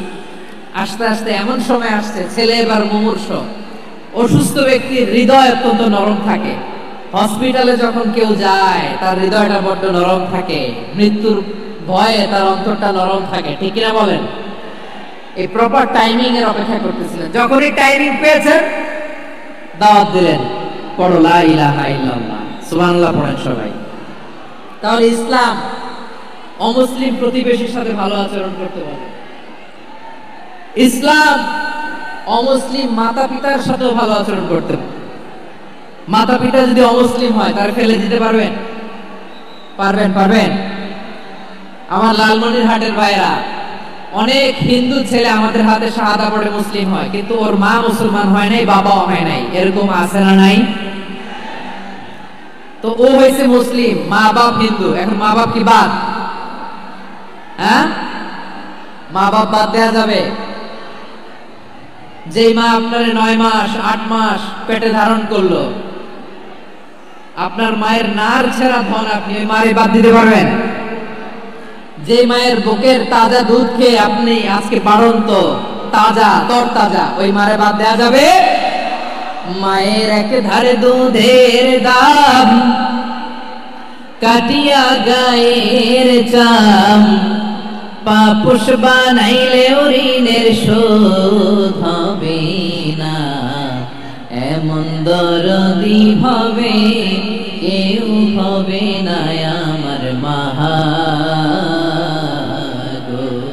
মায়ের এক ধারে দুধের দাম, কাটিয়া গায়ের চাম, পাপুষ বানাইলে ঋণের শোধ হবে না। এমন দরদি হবে কেউ হবে না আমার মাহা গো। ঠিক না? মাকে তো বাদ দেওয়া যায় না। وقضى ربك ألا تعبدوا إلا إياه وبالوالدين إحسانا। আল্লাহ বলে, অবধারিত 2টা ভার্ডিক্ট তোমাদের জন্য, এক আল্লাহর ইবাদত করবা আর মা বাবার প্রতি ইহসান করবা। আদেশটা কার? মা বাবার প্রতি ইহসান করতে হবে। আমার মা হিন্দু হোক, ভালো আচরণ করতে হবে, বৌদ্ধ হোক, ভালো আচরণ করতে হবে। আমার যে সমস্ত হিন্দু ভাইয়েরা মুসলিম হয়েছে, তোমাদের মা বাবা এখনো মুসলমান হয়নি, তাদের সাথে ভালো আচরণ করতে হবে। আপনাদের খেদমত নিজে করতে হবে, অথবা খেদমতের ব্যবস্থা করাই দিতে হবে। মান্থলি যে খরচ লাগে এটা দিতে হবে। আরে তুমি এখন মুসলিম, তোমার মা বাবা হিন্দু, এখনই তো সুযোগ ইসলামের সৌন্দর্য দেখানো। এখন মা বাবা যদি দেখে, আরে এটা হিন্দু থাকতে তো বদমাইশ ছিল, বেয়াদব ছিল, কি এমন ধর্ম সে গ্রহণ করলো যেটা গ্রহণের সাথে সাথে সে পাল্টে গেল? কি এমন ধর্ম সে গ্রহণ করেছে যেটা তার জীবনকে আলোকিত করে দিয়েছে? নসিব ভালো হইলে তারাও কালিমা পড়ে মুসলমান হয়ে যাবে। বিশ্ব ইসলামের স্ত্রীর নাম ছিল আয়েশা রাদিয়াল্লাহু তাআলা আনহা, আবু বকর রাদিয়াল্লাহু তাআলা আনহুর মেয়ে। আবু বকর রাদিয়াল্লাহু তাআলা আনহুর আরেক মেয়ের নাম হচ্ছে আসমা। কি নাম? দুজনই আবু বকর রাদিয়াল্লাহু তাআলা আনহুর মেয়ে, আসমা আর আয়েশা। নাম দুটো কেমন লাগে? আসমা নামটা কেমন লাগে? আয়েশা নামটা কেমন লাগে? সবার ভালো লাগে নাই? নাম দুটো আপনাদের ভালো লাগে? লালমনিরহাটে অনাগত যদি কন্যা সন্তান হয়, যদি মনে চায় আসমা রেখে দিতে পারবে, যদি মনে চায় আয়েশা রেখে দিয়ে। দেশে বিদেশে এয়ারপোর্টে রাস্তাঘাটে শুধু বলে হুজুর একটা নাম দেন, আমার ছেলের একটা নাম দেন, মেয়ের একটা নাম দেন। তো আমার মনে আছে যশোরের আবদিনের মাহফিলে আমি একটা দুটো নাম দিয়েছিলাম। আজকে লালমনিরহাটের এই প্রোগ্রামে কন্যা সন্তান যদি হয় দুটো নাম দিলাম, আসমা কিংবা আয়েশা। ইনশাআল্লাহ পড়েন। দুজন বোন, এক মায়ের না, বাবা এক মা দুইজন। আয়েশা রাদিয়াল্লাহু তাআলা আনহার মায়ের নাম উম্মে রুমান, আর আসমা রাদিয়াল্লাহু তাআলা আনহার মায়ের নাম কুতাইলা বিনতে আব্দুল উজ্জা। আবু বকর রাদিয়াল্লাহু তাআলা আনহু চারটা বিয়ে করেছিলেন। তো একই ঘটনা ঘটেছে এই ফ্যামিলিতে। আসমা ইসলাম ধর্ম গ্রহণ করে মুসলিমা, কিন্তু তার মা কুতাইলা মুশরিকা। আই রিপিট, বোঝার জন্য আমি আবারও বলি, আসমা রাদিয়াল্লাহু তাআলা আনহা মুসলিমা, আর আসমার মা কুতাইলা। আওয়াজ করে বুঝে থাকলে বলেন, আসমার মা মুশরিকা। তার মানে মেয়ে মুসলিম, মা অমুসলিম। ভেজাল আছে না নাই? কিন্তু কুতাইলা আর ধৈর্য ধারণ করতে পারে না। নার ছেড়া ধন, কলিজার টুকরা ধন, কলিজার টুকরা সন্তান আসমারে দেখতে বড্ড মন চায়। সাইয়েদনা আসমা রাদিয়াল্লাহু তাআলা আনহা মক্কা থেকে হিজরত করে মদিনায় চলে গেলেন। হুদাইবিয়ার পর যখন মক্কা মদিনা ট্রাফিক স্বাভাবিক হলো, মক্কার লোক মদিনায় যায়, মদিনার লোক মক্কায় আসে। কুতাইলা কলিজার টুকরা সন্তান আসমারে দেখার জন্য কিছু উপহার নিয়ে বিশাল মরু পথ পাড়ি দিয়ে মক্কা থেকে মদিনায় যায়। সুবহানাল্লাহ বলেন। এখন মা আসছে মেয়ের সাথে দেখা করতে, মেয়ে তো আর দেখা দেয় না। মেয়ে ভাবছে আমার মা তো মুশরিকা, অপবিত্রা, তার সাথে কি দেখা দেয়া যাবে? বিশ্ব নবীর দরবারে চলে গেলেন। সুবহানাল্লাহ বলেন। কি সৌভাগ্যবান ছিল তারা, মাসলা জানার দরকার হলেই নবীর দরবারে চলে যেত। ঘরে বউয়ের সাথে ঝগড়া হলে নবীর দরবারে চলে যেত। অনেক সাহাবী বলে আমার পেটে ক্ষুধা লাগলো আমি নবীর কাছে চলে যেতাম, কারণ নবীর চেহারার দিকে তাকালেই আমার পেটের ক্ষুধা মিটে যেত। সাইয়েদনা আসমা রাদিয়াল্লাহু তাআলা আনহা বিশ্ব নবীর কাছে চলে গেলেন, যে বললেন ইয়া রাসূলুল্লাহ ইয়া হাবিবাল্লাহ ইন্না উম্মি কাদিমাতুন ইলাইয়া ওয়া হিয়া রাগিবা। আমার মা মক্কা থেকে অনেক দূর মরুর পথ পাড়ি দিয়ে উপহার সামগ্রী নিয়ে মদিনায় আমার সাথে দেখা করতে এসেছে গো নবী। আমার জানতে বড্ড ইচ্ছে হয় আমি আমার মুশরিকা মায়ের সাথে একটু দেখা করতে পারবো কিনা। আফা আসিলুহা, আগে যেমনি আমি আমার মায়ের সাথে ভালো আচরণ করতাম, যেমনি আমি আমার মায়ের সাথে সদাচরণ করতাম গো নবী, এখন আমি মুসলিমা মা মুশরিকা, এখনো কি আগের মতো সদাচরণ করতে পারবো নাকি?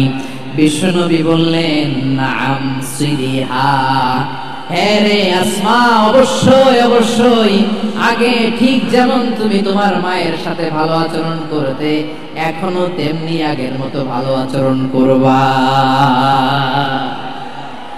আওয়াজ করে পড়েন সুবহানাল্লাহ। কি ইসলাম আমরা পেয়েছি! কত ব্রড মাইন্ডেড আমাদের ইসলাম, কত ওপেন মাইন্ডেড ইসলাম, কত ওপেন আপ করতে পারে, চিন্তা করতে পারে। বিষ্ণু বলেন হ্যাঁ অবশ্যই, নাম সলিহা, আগে যেমনি ভালো আচরণ করছো আসমা, এখন ওইরকমই করো, পারলে আরো বাড়াই করো। সুবহানাল্লাহ বলেন। তাহলে আমার যে হিন্দু ভাইয়েরা, হিন্দু বোনেরা ইমানের বদৌলতে দৌলতে আপনি ধন্য হয়েছেন, আপনার আম্মা আব্বা এখন মুসলমান হয় নাই, তাদের জন্য দোয়া করেন, তাদের জন্য দোয়া করেন, আল্লাহ যেন তাদেরকেও ইমানের দৌলত দান করে। আমরা সবাই পড়ি আমিন, আরো জোরে পড়েন আমিন। এখন বলেন, ইসলাম কি ন্যারো মাইন্ডেড রিলিজিয়ন না ব্রড মাইন্ডেড? লালমনিরহাটের যুবক ভাইরা আওয়াজ করো, ইসলাম কি ন্যারো মাইন্ডেড না ব্রড মাইন্ডেড? কতটা ব্রড মাইন্ডেড দেখেন, বিশ্বনবী সাল্লাল্লাহু আলাইহি সাল্লাম অমুসলিমরা যদি নবীকে উপহার দিত, ওই উপহারও বিশ্বনবী গ্রহণ করতেন। সুবহানাল্লাহ পড়েন। আপনার অমুসলিম বন্ধু যদি উপহার দেয়, সেটাও আপনি নিতে পারবেন, যেটা নেওয়া যায়। কিন্তু আপনার বন্ধু যদি আপনার মদের বোতল দেয়, নিতে পারবেন? হ্যাঁ, মদের বোতল দিলে পারবেন। আপনার বন্ধু যদি আপনার পর্ক দেয়, পর্ক, শুকরের গোশত মিশ্রিত কোনো খাবার, ওটা নিতে পারবেন না। হালাল যে কোনো জিনিস নিতে পারবেন। বিশ্বনবী সাল্লাল্লাহু আলাইহি ওয়াসাল্লাম অমুসলিমদের দেয়া হাদিয়া গ্রহণ করতেন। কেমন নবী ছিলেন? আমার নবীরে চিনে নেন, আমার নবীর অ্যাটিটিউড জেনে নেন। বিশ্বনবী সাল্লাল্লাহু আলাইহি ওয়াসাল্লাম যখন কোনো জনপদে যেতেন, তিনটা অপশন নিয়ে যেতেন। প্রিয় ভাইয়ের আওয়াজ করে বলতে হবে, কোন জনপদে গেলে আমার নবীর অপশন থাকতো কয়টা? আমার মতো 3 আঙ্গুল উঁচু করে দেখান আর বলুন, আমার নবী কোন জনপদে গেলে কয়টা অপশন নিয়ে যেতেন? 1 নাম্বার অপশন, আসলিম তাসলাম। নতুন এলাকায় গেলে বলতেন আসলিম তাসলাম, ইসলাম ধর্ম গ্রহণ করো, শান্তিতে থাকবা, আমার ভাই হয়ে যাবে, আমরা ভাই ভাই, ইসলাম মানো, আমরা ভাই ভাই। অপশন নাম্বার কত? 1। যদি বলে না ইসলাম মানবো না, ওকে, অপশন নাম্বার 2, মুসলিম হওয়ার দরকার নাই, লা ইকরাহা ফিদ্দিন, ইসলামে কোনো বাড়াবাড়ি নাই। খ্রিস্টান আছো থাকো, বৌদ্ধ আছো থাকো, ইহুদি থাকতে চাও থাকো, কিন্তু আমরা যেহেতু রিজিওনাল সুপার পাওয়ার, আমাদের আন্ডারে থাকো, ট্যাক্স দিয়া থাকো, এটা বলে জিজিয়া। আলেম যারা আছেন বুঝবেন, এটা আরবিতে কি বলে? জিজিয়া। You pay us the tax, we will give you the security. তোমরা ট্যাক্স দিবা, আমরা সিকিউরিটি দিব, আমাদের আওতায় থাকবা, কেউ তোমাদেরকে আক্রমণ করতে পারবে না, আমরা নিরাপত্তা দিব। সুবহানাল্লাহ বলেন। এটা অপশন নাম্বার কত? আচ্ছা, বুঝে থাকলে বলেন, 1 নাম্বার অপশন কি ছিল? ইসলাম। ইসলাম মানো, শান্তিতে থাকবা, ভাই ভাই, আমরা ভাই ভাই। অপশন নাম্বার 2, ট্যাক্স দাও, আমরা নিরাপত্তা দিব, মুসলিম হওয়া লাগবে না। এখন 1 নাম্বারও মানে না, 2 নাম্বারও মানে না, মুসলিম হবো না, ভালো, খ্রিস্টান থাকো, ট্যাক্স দাও, আমরা সিকিউরিটি দিব না, এটাও মানি না। বিষ্ণু বলেন, তাহলে তলোয়ার আমাদের আর তোমাদের মাঝে ফয়সালা করবে, মুসলিমও হবে না, ট্যাক্স দিবা, নিরাপত্তা দিব, আমরা সুপার পাওয়ার, আমাদের আন্ডারে থাকবে, এইটাও না। তাহলে তোমাদেরকে তো আমরা বিশ্বাস করতে পারি না, কখন না কখন বিশ্বাসঘাতকতা করো, কার সাথে মিলে হাত মিলাও। অধিকাংশ ক্ষেত্রেই বিশ্বনবীর সুন্দর আচরণ দেখে, আরে আমার নবীর যে নুরানি চেহারা, অনেকে তো কেবল সির্ফ চেহারাটা দেখে কালিমা পড়ে মুসলমান হয়ে গিয়েছে। যারা মুসলিম হয় নাই, তারা তাদের ইসলামী বলবৎ ছিল, ট্যাক্স দিয়ে ইসলামের আন্ডারে ছিল। বিষ্ণু ইসলাম 7ম হিজরিতে যখন খায়বার বিজয়ের পরে ইসলাম রিজিওনাল সুপার পাওয়ার হিসেবে আত্মপ্রকাশ করলো, বিশ্বনবী চিঠি লিখলেন অন্যান্য সুপার পাওয়ারের কাছে, রাষ্ট্রীয় চিঠি লেখে এক রাষ্ট্রপ্রধান আরেক রাষ্ট্রপ্রধানের কাছে, ঠিক কিনা বলেন? জানেন না আপনারা? এই যে 24-এর ছাত্র নাগরিক অভ্যুত্থানে, এই অভ্যুত্থান যখন শুরু হয়, আমি তখন সাউথ আফ্রিকাতে, একটা স্ট্যাটাস দিয়েছিলাম, গোটা নয় গোটা দেশ সংস্কার করা লাগবে। শুধু বাংলাদেশ নয়, সারা বিশ্বের বাংলা ভাষাভাষী লোকেরা এই আন্দোলনের সাথে সমর্থন তারা করেছে, এটাকে সাপোর্ট করেছে, তারা সমর্থন দিয়েছে। আমাদের ইউনাইটেড আরব আমিরাতের বাংলাদেশি ভাইরা, তারা সেখানে রাস্তায় নেমে এসেছিল, জানেন? ওইখানে ডেমনস্ট্রেশন করা যায় না, সেখানকার সরকার তাদেরকে যাবজ্জীবন দিয়েছিল। তখন আমাদের এই যে প্রধান উপদেষ্টা ডক্টর মোহাম্মদ ইউনূস সরাসরি G2G বলে, G2G G, government to government, G to G, উনি চিঠি লিখলেন যে তাদেরকে, ইউর হাইনেস, হে সম্মানিত আমির, আপনি আমার এই চিঠির কারণে আমার সম্মানে এই 53 জন বাংলাদেশিকে মাফ করে দেন। এই চিঠির বদৌলতে বেকসুর খালাস পেয়ে গিয়েছিল আমাদের ভাইরা। জানেন না এই ঘটনা আপনারা? তাহলে গভর্নমেন্ট টু গভর্নমেন্ট চিঠি দেওয়া হয়। সপ্তম হিজরিতে বিষ্ণু ইসলাম সব সুপার পাওয়ারের কাছে চিঠি দিলেন। রোমান সম্রাটের কাছে, পারস্য অধিপতির কাছে, মিশরের অধিপতির কাছে, সবার কাছে চিঠি লিখলেন। চিঠির ভাষা ছিল এরকম: মিন মুহাম্মাদিন রাসূলিল্লাহ ইলা মুকাওকিস আযীমিল কিবত। মুহাম্মদ রাসূলুল্লাহর পক্ষ থেকে মিশরের বাদশার কাছে, আসলিম তাসলাম, ইসলাম মানে শান্তিতে থাকবা, সালামুন আলা মান ইত্তাবাআল হুদা, শান্তি তার জন্য যে হেদায়েতের অনুসরণ করে। সুবহানাল্লাহ পড়েন। তো এই চিঠি অনেকে ভালোভাবে রিসিভ করেছে। অনেকে এই চিঠি পাওয়ার পরে নবীর কাছে আবার ইন রিটার্ন উপহার পাঠিয়েছে। কি পাঠিয়েছে? উপহার। মিশরের বাদশা মুকাওকিস তিনি বিশ্বনবীকে বিশাল এক উপহারের ডালি পাঠিয়েছেন। মিশরের বাদশা মুকাওকিস ছিলেন ধর্মে খ্রিস্টান। লালমনিরহাটের ভাইরা আওয়াজ করে বলেন, মিশরের বাদশা ধর্মে কি ছিল? খ্রিস্টান। কি উপহার দিয়েছিল আমার নবীকে? শুনতে মনে চায়? আওয়াজ নাই লালমনিরহাটের গলায়, শুনতে মনে চায়? 1000 স্বর্ণ মুদ্রা, 1000 স্বর্ণ মুদ্রা। 2টা খ্রিস্টান দাসী, একজনের নাম মারিয়া বিনতে শামউন আল কিবতিয়া, আর একজনের নাম সিরিন বিনতে শামউন আল কিবতিয়া। একজন খ্রিস্টান দাস 20 থান কাপড় জামা বানানোর জন্য, আমরা নবী যেন সেলাই করে জামা বানাতে পারে এজন্য 20 থান কাপড়, 20 থান ফাইন গার্মেন্ট। সুবহানাল্লাহ বলবেন না?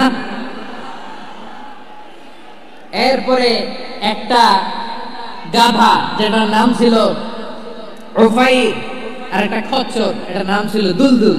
খচ্চর চিনেন? গাধা আর ঘোড়ার ক্রসিং এ যে প্রাণীটা দুনিয়াতে আসে সেটার খচ্চর বলে। তো এই যে সুপার পাওয়ার খ্রিস্টান বাদশার কাছে নবী চিঠি লিখলেন, ওই খ্রিস্টান বাদশা আমার নবীকে উপহার দিল। বিশ্বনবী এই উপহারগুলো সানন্দে গ্রহণ করেছে। সুবহানাল্লাহ পড়বেন না? তাহলে অমুসলিম কেউ যদি আপনাকে উপহার দেয়, হালাল উপহার হলে আপনি গ্রহণ করতে পারবেন। অনুরূপ ভাবে পারস্যের বাদশা, রোম সম্রাট বিশ্বনবীকে উপহার পাঠিয়েছেন। আমার নবী সবগুলো উপহার, গিফট গ্রহণ করেছেন। সুবহানাল্লাহ বলেন। তাহলে প্রিয় লালমনিরহাট, আওয়াজ করে বলুন, ইসলাম কি ন্যারো মাইন্ডেড রিলিজিয়ন না ব্রড মাইন্ডেড? আম্মাজান আয়েশার কাছে মাসালা জানতে চায় মেয়েরা। হে আম্মাজান, অগ্নি উপাসকেরা তাদের ঈদের দিন নওরোজের সময় আমাদেরকে পাখি দেয়, নেওয়া যাবে? উনি বললেন, ওরা জবাই করে দিলে নেওয়া যাবে না, কিন্তু ওরা যদি ফলমূল এরকম খাবার দেয় এগুলো নেওয়া যাবে। তার মানে অমুসলিমদের দেয়া উপহার এটা গ্রহণ করা যায়। সুবহানাল্লাহ বলেন। শুধু তাই নয়, বিষ্ণু ঈসা ইসলাম অমুসলিমদের সাথে আর্থিক লেনদেনও করেছেন, ফিনান্সিয়াল ডিলিং করেছেন। অমুসলিমদের সাথে প্রয়োজনে আপনি ফিনান্সিয়াল ডিলিং করতে পারবেন। আমরা প্রায় দেখি বাজারের মিষ্টির দোকানগুলো আমার হিন্দু ভাইদের। লালমনিরহাটে মিষ্টির দোকান, দইয়ের দোকান কারা চালায়? হিন্দুরা চালায় না। তারপরে যে বারবার শপ, চুল কাটে যে নাপিত, অধিকাংশ নাপিতের দোকানে কারা? আমার হিন্দু ভাইরা। আপনি চুল কাটতে পারবেন কিনা? পারবেন কিনা বলেন? পারবেন। তার দোকান থেকে দই মিষ্টি কিনতে পারবেন কিনা? হ্যাঁ, আমার মুসলিম ভাইয়ের দোকান থাকলে ওইটার আমি বেশি প্রায়োরিটি দিব, ঠিক কিনা? কিন্তু যদি তাদের সার্ভিস নিতে চান, প্রোডাক্ট নিতে চান, পারবেন। তার দলিল সহিহ বুখারী, আম্মাজান আয়েশা রাদিয়াল্লাহু তাআলা আনহা বলেন, ইশতারা রাসূলুল্লাহ সাল্লাল্লাহু আলাইহি ওয়াসাল্লাম মিন ইয়াহুদিয়্যিন তুআমান ওয়া রাহানাহু দিরআহু মিন হাদীদ। রাসূল সাল্লাল্লাহু আলাইহি ওয়াসাল্লাম এক ইহুদির কাছ থেকে, কার কাছ থেকে? সবাই বলে নাই কার কাছ থেকে? আমার নবী, প্যারা নবী এক ইহুদির কাছ থেকে জব কিনেছিল। জব, বার্লি, যেটা দিয়ে রুটি বানায়। ওই জবের দাম দেওয়ার টাকা পয়সা নবীর কাছে ছিল না, ফলে নবী ওনার একটা পোশাকে মর্গেজ রেখেছিলেন, মর্গেজ বন্ধক, যে এখন এটার দাম দিতে পারবো না, কয়েক কেজি বার্লি নিয়ে যাই আর বন্ধক হিসেবে আমার জামাটা রেখে গেলাম, যেদিন দাম দিব ওই দিন জামাটা ছুটাই নিয়ে যাব। সুবহানাল্লাহ পড়বেন না? বাকিতে নিছিলেন, বাকিতে। দিরআহু মিন হাদিদ, লোহার তৈরি বর্ম, মানে যুদ্ধের পোশাক, লোহা দিয়ে বানানো। বিষ্ণুনবী বললেন কয়েক কেজি জব দাও, টাকাটা পরে দিব, এখন টাকা নাই, বন্ধক হিসেবে মর্গেজ হিসেবে আমার জামা রেখে গেলাম, যখন টাকা দিব জামা ছুটাই নিব। আওয়াজ করে বলতে হবে সুবহানাল্লাহ। এ থেকে বোঝা গেল অমুসলিমদের সাথে ফিনান্সিয়াল ডিলিং করা যায়, অর্থনৈতিক লেনদেন করা যায়, কেনাবেচা করা যায়, প্রোডাক্ট কেনা যায়। এমনকি আমাদের মসজিদে নববীতে বারান্দায় আপনার একটা অটোমেটিক ফ্লাইং আমব্রেলা দেখছেন? সূর্য যখন বাড়ে মসজিদে নববীর বারান্দায় ইয়ার্ডের মধ্যে অটোমেটিক্যালি কিছু আমব্রেলা আছে, সা করে খুলে যায় আর সূর্যের তাপ লাগে না। আবার সন্ধ্যাবেলায় এই আমব্রেলা গুলো ওরা ক্লোজ করে ফেলে, দেখেন নাই না? দেখছেন? এই মসজিদে নববীকে সর্বোচ্চ উন্নত মানের কনস্ট্রাকশন ইনফ্রাস্ট্রাকচার ডেভেলপ করার জন্য কর্তৃপক্ষ কিছু অমুসলিম ইঞ্জিনিয়ারের, ডিজাইনারের সহায়তা নিয়েছিল। সুবহানাল্লাহ বলেন। কোন দলিলের ভিত্তিতে? এই দলিলের ভিত্তিতে যে বিষ্ণু ঈসা ইসলাম অমুসলিমদের সাথেও লেনদেন করেছেন। আওয়াজ করে বলতে হবে আল্লাহু আকবার। শুধু তাই নয়, ইন কেস অফ ইমার্জেন্সি, প্রয়োজনে ইসলামের খাতিরে, ইসলামকে সামনের দিকে এগিয়ে নিয়ে যাওয়ার জন্য অমুসলিমদের সাপোর্ট নেওয়া জায়েজ আছে। সুবহানাল্লাহ বলেন। অমুসলিমদের সাপোর্ট নেয়া, তাদের থেকে অর্থ নেয়া, পলিটিক্যাল সাপোর্ট, পলিটিক্যাল অ্যাসাইলাম নেওয়া যায়। আমাদের অনেক বিশ্ববরেণ্য দায়ীরা আমেরিকায় অস্থায়ীভাবে অ্যাসাইলাম নিয়ে থাকে, নিজের দেশে গেলে ফাঁসিতে ঝুলাই দিবে। যুগ যুগ ধরে দায়ীদের উপরে এরকম অত্যাচার আর নির্যাতন আশ্রা নাই। মিশরের অনেক দায়ীরা পাশ্চাত্যে যেয়ে থাকে, এই যে তারা পলিটিক্যাল অ্যাসাইলাম নিয়ে থাকে, রাজনৈতিক আশ্রয়, এটা জায়েজ আছে না? এটা যে জায়েজ আছে তার প্রমাণ স্বয়ং বিশ্বনবী ঈসা ইসলাম পলিটিক্যাল সাপোর্ট নিয়েছিলেন অমুসলিমদের কাছ থেকে। সুবহানাল্লাহ বলেন। খুব মজাদার একটা ঘটনা, শুনবেন? আপনাদের আগ্রহ দেখে তো মনে হয় না শোনার ইচ্ছা আছে। আছে? আছে? গলায় জোর আছে? লিল্লাহি তাকবীর, লিল্লাহি তাকবীর, নারায়ে তাকবীর। মাশাআল্লাহ।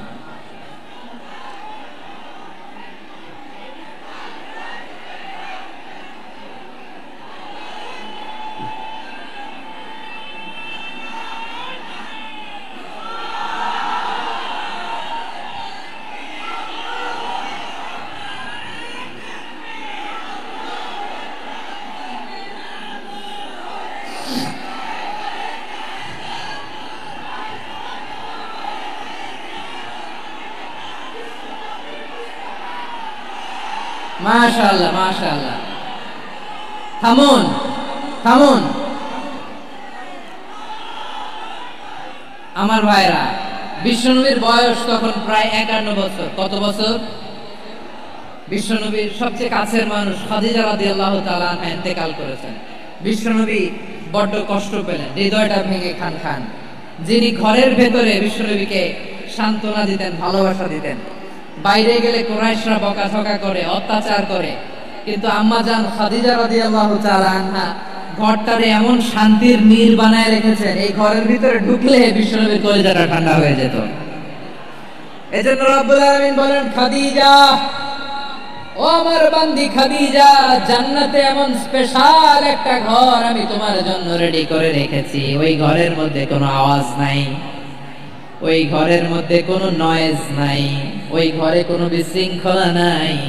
কারণ মক্কার জমিনে আমার নবী কুরাইশদের বিশৃঙ্খলা, নয়েজ আর ঝামেলাগুলোকে উপেক্ষা করে যখন তোমার ঘরের ভেতরে ঢুকতো, ঘরটারে তুমি শান্তির নীড়, ঠান্ডা, নীরব, নিস্তব্ধ, নিঝুম আর শান্তির নীর বানিয়ে রেখেছো।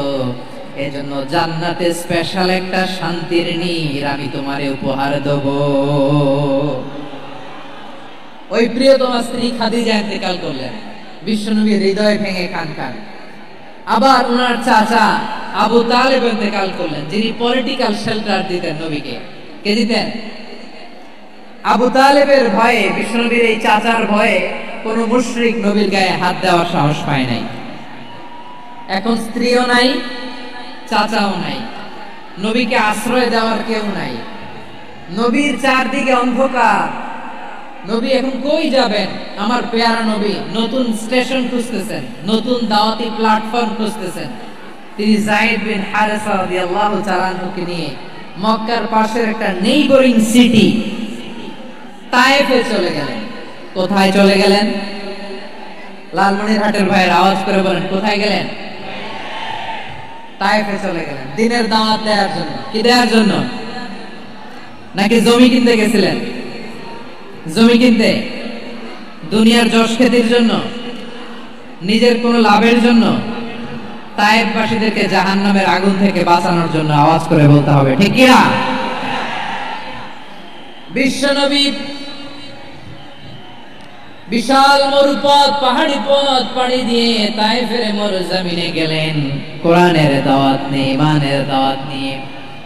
কিন্তু তায়েফের লোকেরা বিশ্বনবীর দাওয়াতকে শুধু প্রত্যাখ্যান করেই থামে নাই, তারা বিশ্বনবীর সাথে অত্যন্ত খারাপ আচরণ করেছে, বিশ্বনবীকে শারীরিকভাবে হেনস্থা করেছে, আমার নবীকে শারীরিকভাবে অত্যাচার করেছে, আমার পেয়ারা নবীর গায়ে পাথর মেরেছে, বিশ্বনবীর গা বেয়ে ঝরঝর করে রক্ত ঝরেছে, নবী জামিনের মধ্যে লুটিয়ে পড়েছেন, আবার মেরেছে, আবার নবী হাঁটতে শুরু করলেন, পেছন থেকে আবার মেরেছে, আবার নবী রক্তাক্ত হয়ে জামিনের মধ্যে লুটিয়ে পড়লেন, আবার মেরেছে।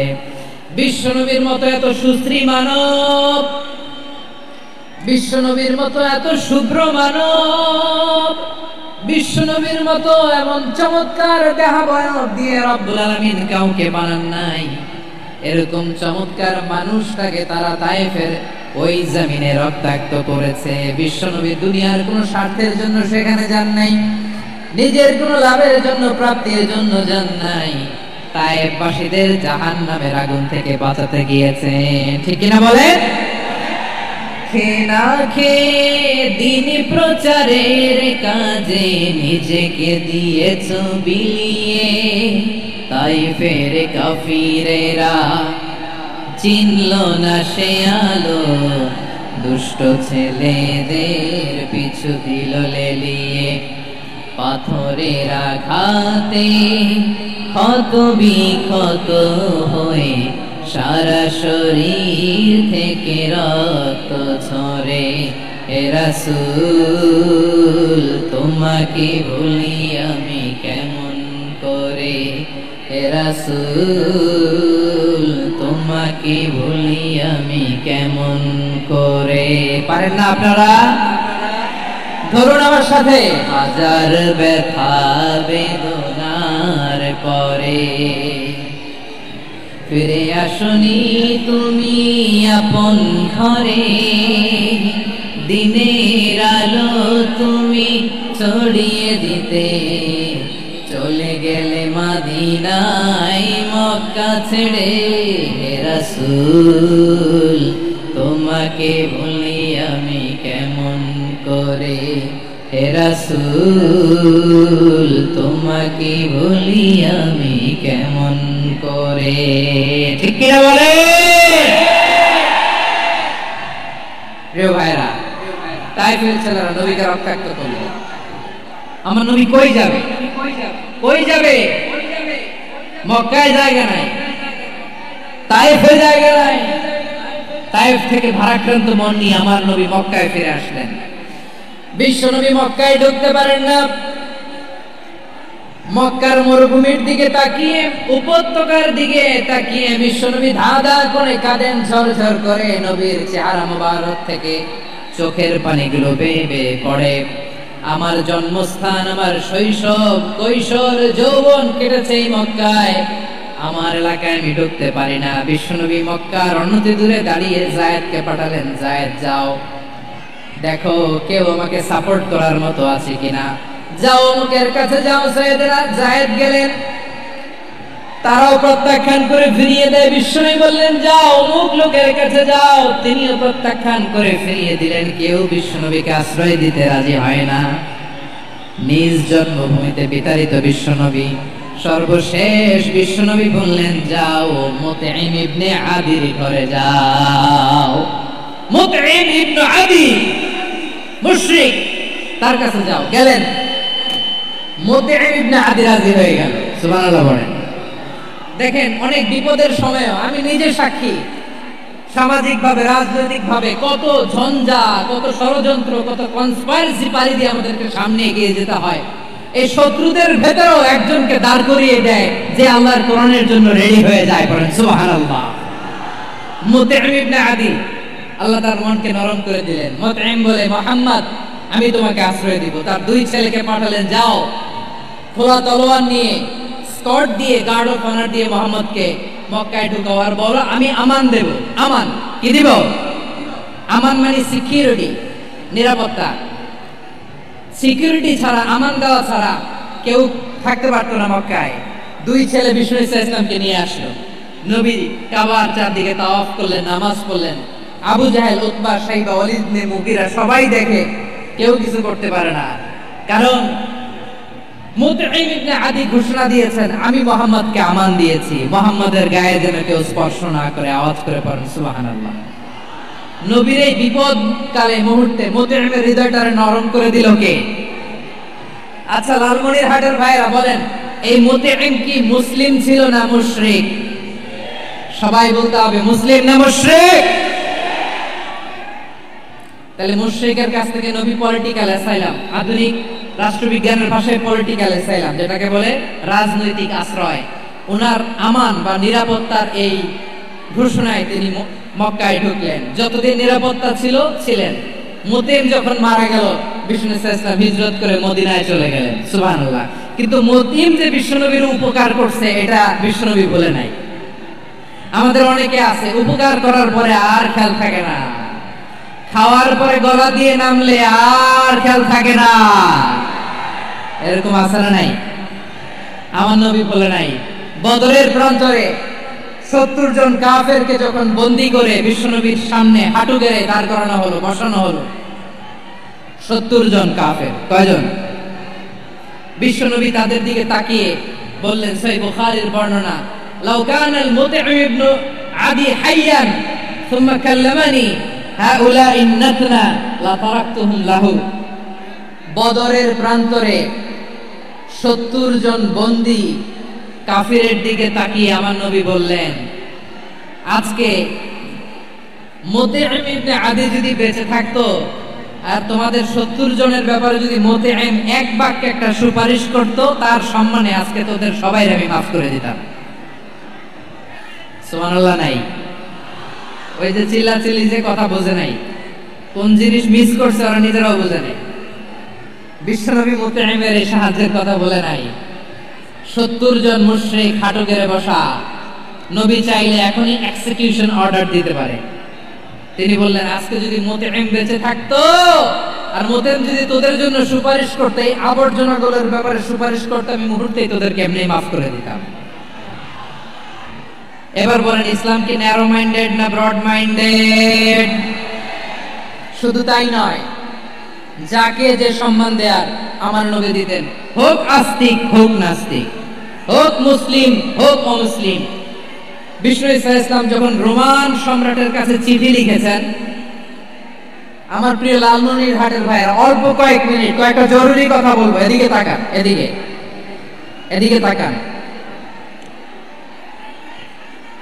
রোমান সম্রাটের কাছে বিশ্বনবী যখন চিঠি লিখলেন মিন মুহাম্মদ রাসূলুল্লাহ ইলা হিরাকলা আযীমের রোম, মুহাম্মদের পক্ষ থেকে হিরাক্লিয়াসের কাছে, যিনি হচ্ছেন আযীমের রোম।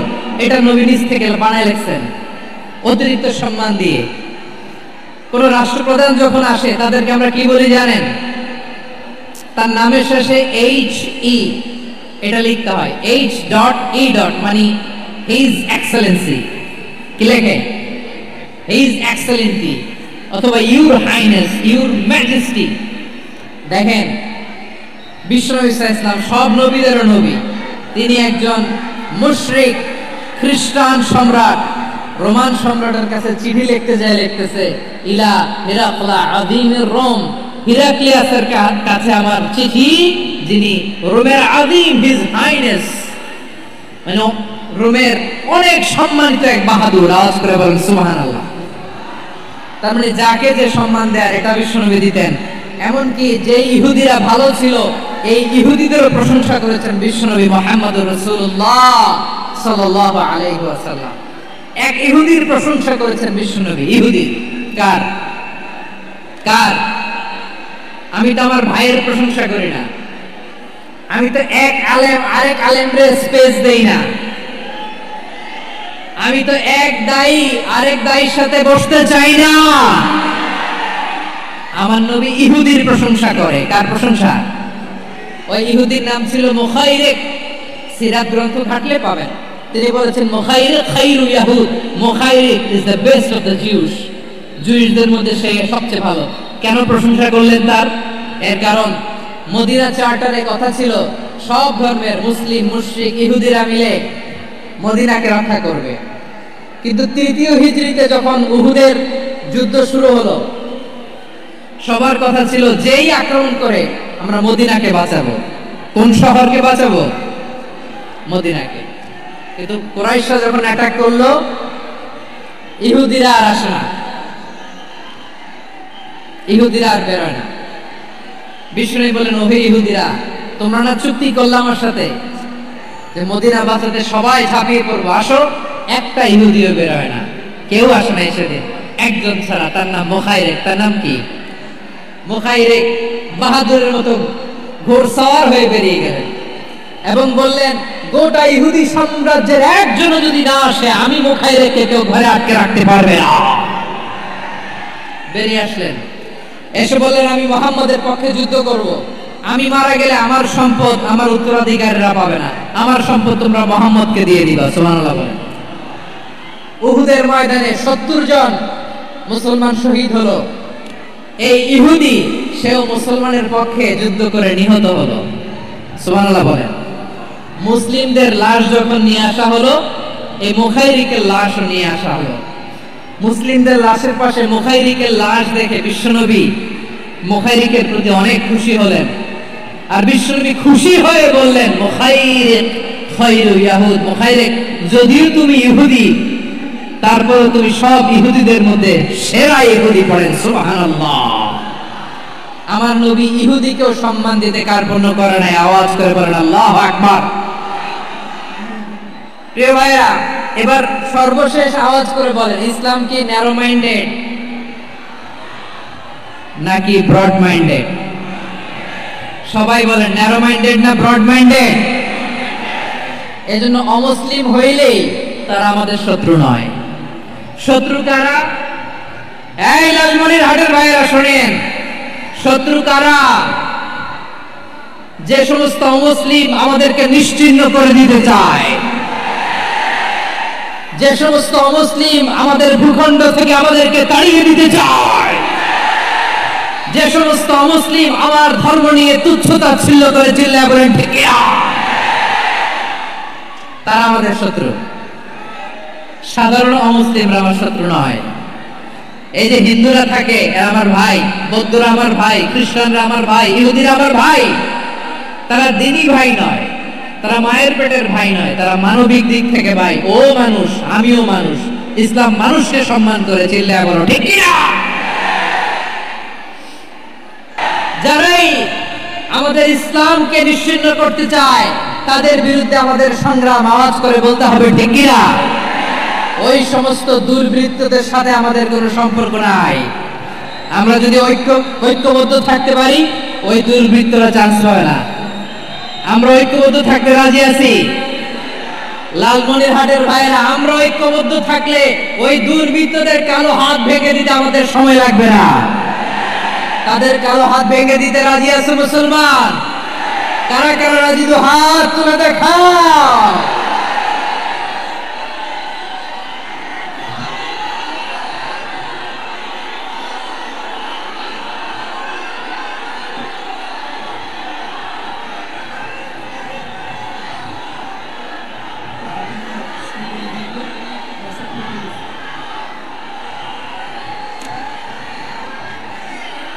আমার প্রাণ প্রিয় লালমনিরহাটের ভাইরা, শত্রু কাফের আর অশত্রু কাফের মধ্যে পার্থক্য আছে না নাই? আবু তালেব মুশরিক, আবু জাহেল মুশরিক, কিন্তু দুই মুশরিকের পার্থক্য আছে না নাই?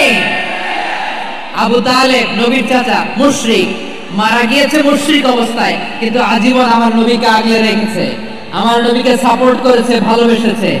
আবু জাহেল মুশরিক, মারা গিয়েছে মুশরিক হিসেবে, আজীবন আমার নবীর বিরুদ্ধাচরণ করেছে। আবু জাহেলের শক্তি, সামর্থ্য, স্ট্র্যাটেজি, প্ল্যান সব আমার নবীর বিরুদ্ধে ছিল।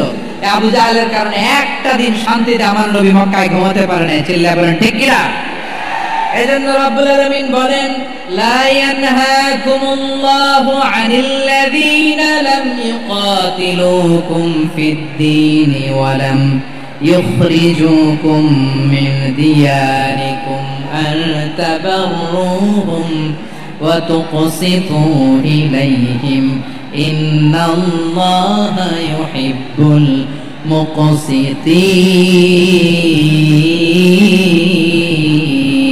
মুকসিতিন। আল্লাহ বলে, গোলামেরা শোনো শোনো, যে সমস্ত অমুসলিম তোমাদের সাথে ধর্মযুদ্ধে লিপ্ত হয় না, তোমাদের বিরুদ্ধে যে সমস্ত মুসলিম অস্ত্র ধরে না, যে সমস্ত মুসলিম তোমাদেরকে তোমাদের জন্মস্থান থেকে, ভূখণ্ড থেকে তাড়িয়ে দেয় না, তাদের সাথে ভালো আচরণ করতে আমি আল্লাহ নিষেধ করি নাই।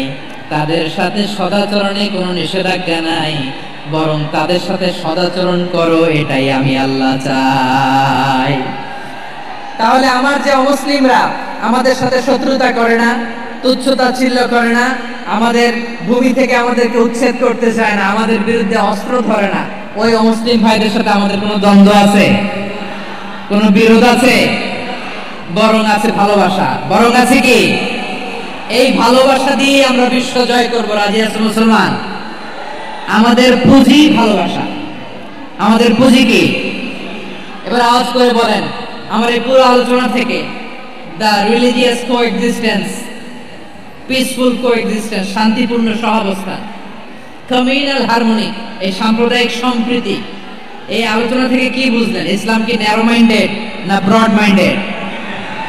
এই ব্রড মাইন্ডেড হৃদয় নিয়ে, ভালোবাসা দিয়ে আমরা বিশ্ব জয় করতে চাই। রাজি আছেন? আল্লাহ কবুল করুক। আমরা সবাই পড়ি আমিন। লালমনিরহাটের জেলা স্টেডিয়ামে আমার প্রিয় মায়েরা, বোনেরা, আপনাদের জন্য একটা হাদিস বলে শেষ করব। বিশ্বনবী বলেন, আমার মায়েরা খেয়াল করে শুনুন, বিশ্বনবী আপনাদের উদ্দেশ্য করে বলেন, আল মারআতু ইযা সাল্লাত খামসাহা ওয়া সামাত শাহরাহা হাফিজাত ফুরুজাহা আতাআত বা'লাহা ফালতাদখুল মিন আইয়ি আবওয়াবিল জান্নাতি শাআত।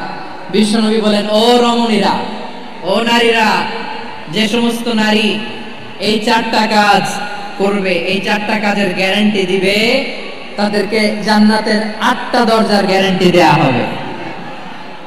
কি চারটা কাজ? 1 নাম্বার, আল মারআতু ইযা সাল্লাত খামসাহা, যে নারী 5 ওয়াক্ত নামাজ পড়ে। কি করে? জেলা স্টেডিয়ামে অবস্থানরত আমার নারীরা, বোনেরা, বিশ্বনবী আপনাদেরকে 4টা কাজের কথা বলেছেন, খুব বেশি না। 4টা করলে 8 জান্নাতের দরজা সব খোলা। কোনটা দিয়ে যাবে? যেটা দিয়ে মনে চায়। 1 নাম্বার 5 ওয়াক্ত নামাজ। আমার বোনেরা যোহরের নামাজ পড়তে পড়তে এটা আসরে নিয়ে যায়, আসর পড়তে পড়তে এটা মাগরিবে নিয়ে যায়। এরকম আসরা নাই? লালমনিরহাটে হয়তো নাই। আমার বোনেরা এটা করবেন না। ইন্নাস সালাতা কানাত আলাল মুমিনিনা কিতাবাম মাওকুতা, সময় মতো করবেন। সামাত শাহরা, রমাদানের রোজাগুলো রাখবেন। হাফিজাত ফুরুজাহা, যে নারী তার চরিত্রকে হেফাজত করে, তার প্রাইভেট হেফাজত করে, তার লজ্জাস্থান হেফাজত করে। ও মায়েরা, আপনার এই গর্ভ যে কত দামি আপনি জানেন না। আপনার এই গর্ভ থেকে জন্মাবে আগামী সালাহুদ্দিন আল আইয়ুবী। আপনার গর্ভ থেকেই জন্মাবে ইমাম আল মাহদি আল মুনতাযা। আপনার পেট থেকে জন্মাবে আবু সাইদের মতো বীর সৈনিক, আপনার পেট থেকে জন্মাবে মুগ্ধের মতো বীর মুজাহিদ। আপনি জানেন না কে আসবে আপনার পেট থেকে। সময়টাকে কাজে লাগান, ইসলামকে বুঝেন, মানেন, আমাদের ইসলামিক লেকচারগুলো শোনেন, আমরা যে বার্তাগুলো, ইনস্ট্রাকশনগুলো, দিক নির্দেশনাগুলো আপনাদের খেদমতে রাখি, এগুলো মেনে চলুন। আপনিই পারেন আপনার ঘরটাকে জান্নাতের টুকরা বানাতে। একটা family it's a very big institution and you are the MD, the managing director of this institution. চিল্লায় বলেন ঠিক কি না? চাইলেই পারেন ঘরটারে জান্নাতের টুকরা বানাতে। 5 ওয়াক্ত সালাত, রমাদানের রোজা, নিজের চরিত্রের হেফাজত, ও আতাআত বালাহা, স্বামীর আনুগত্য। এটাতে অনেকে ভুল করে থাকে। হায় রে আমার বোনেরা, স্বামীর আনুগত্যকে এটা নিজের অপমান মনে করবেন না। আপনার স্বামী আপনার সবচেয়ে বড় গার্ডিয়ান, তিনি আপনার সবচেয়ে ভালো চায়। নারী কখনো গার্ডিয়ানশিপের বাইরে থাকতে পারে না। হয় আপনি বাবার গার্ডিয়ানশিপের ভেতরে, বা আপনার থাকলে ভাই আপনার গার্ডিয়ান, ভাই না থাকলে চাচা গার্ডিয়ান, বিয়ের পরে আপনার স্বামী আপনার গার্ডিয়ান। শরিয়ার সম্মত স্বামীর আদেশগুলো আপনি মেনে চলবেন, কিন্তু শরিয়ার বিরুদ্ধ কোনো আদেশ মানতে আপনি বাধ্য নয়। আওয়াজ করে বলুন সবাই ঠিক কি না? এই 4টা কাজ যদি কোনো নারী করে, বিষ্ণুই বলেন জান্নাতের 8টা দরজা খোলা, তোমার যেটা দিয়ে মনে চায় সেটা দিয়ে জান্নাতে তুমি এন্ট্রি নিতে পারবা। আমরা এখানে লালমনিরহাটের সোহরাওয়ার্দী ময়দানে আজকে যেন একত্রিত হতে পারলাম, আল্লাহর জান্নাতের জন্য একত্রিত হতে পারে। আল্লাহ তুমি তৌফিক দান করো। আল্লাহ আমার এই কলিজার টুকরা যুবক ভাইদেরকে তুমি উমরে ফারুকের মতো কবুল করো। জেলা স্টেডিয়ামে অবস্থানরত আমার মা বোনদেরকে তুমি ফাতেমার মতো, খাদিজার মতো কবুল করো। আমাদের কলিজার টুকরা সন্তানদেরকে তুমি সালাউদ্দিন আল আইয়ুবীর মতো কবুল করো। এই যে ইসলামিক সোসাইটি লালমনিরহাটকে আল্লাহ তুমি কবুল করো। আল্লাহ যে কথাগুলো বললাম এগুলো প্রথমে আমাকে, আমার সব ভাইদেরকে আমল করার তৌফিক দান করো। রব্বানা যালামনা আনফুসানা ওয়া ইন লাম তাগফির লানা ওয়া তারহামনা লানাকুনান্না মিনাল খাসিরিন। রব্বানা আতিনা ফিদ দুনিয়া হাসানাতাও ওয়া ফিল আখিরাতি হাসানাতাও ওয়া কিনা আযাবান নার। রব্বুল আলামিন আরশের মালিক, লক্ষ লক্ষ তাওহীদি জনতা দুনিয়ার কোনো কিছুর আশায় নয়, দুনিয়ার কোনো কিছুর জন্য নয়, তোমার কোরআনের প্রেমে, ইসলামের প্রেমে হাজির হয়েছে। আল্লাহ আমার ভাইদেরকে কবুল আর মঞ্জুর করে দাও। ইসলামের জন্য গণজোয়ার, এই উচ্ছ্বাস, এই এনার্জি শক্তিগুলোকে আগামী ইসলামের জন্য কবুল আর মঞ্জুর করে নাও। গাড়িতে করে, হুন্ডায় চড়ে, সাইকেল দিয়ে, রেল লাইন দিয়ে, রেলে চড়ে চড়ে লক্ষ লক্ষ ভাইরা বিভিন্ন জেলা থেকে আজকের এই ঐতিহাসিক লালমনিরহাটের প্রোগ্রামে যারা জয়েন করলো, নিরাপদে তুমি আবার তাদেরকে গন্তব্যে পৌঁছে দিও। রব্বানা তাকাব্বাল মিন্না ইন্নাকা আনতাস সামিউল আলিম ওয়া তুব আলাইনা ইয়া মাওলানা ইন্নাকা আনতাত তাওয়াবুর রহিম। سبحان ربك رب العزة عما يصفون وسلام على المرسلين والحمد لله رب العالمين. واجعل آخر كلامنا عند الموت لا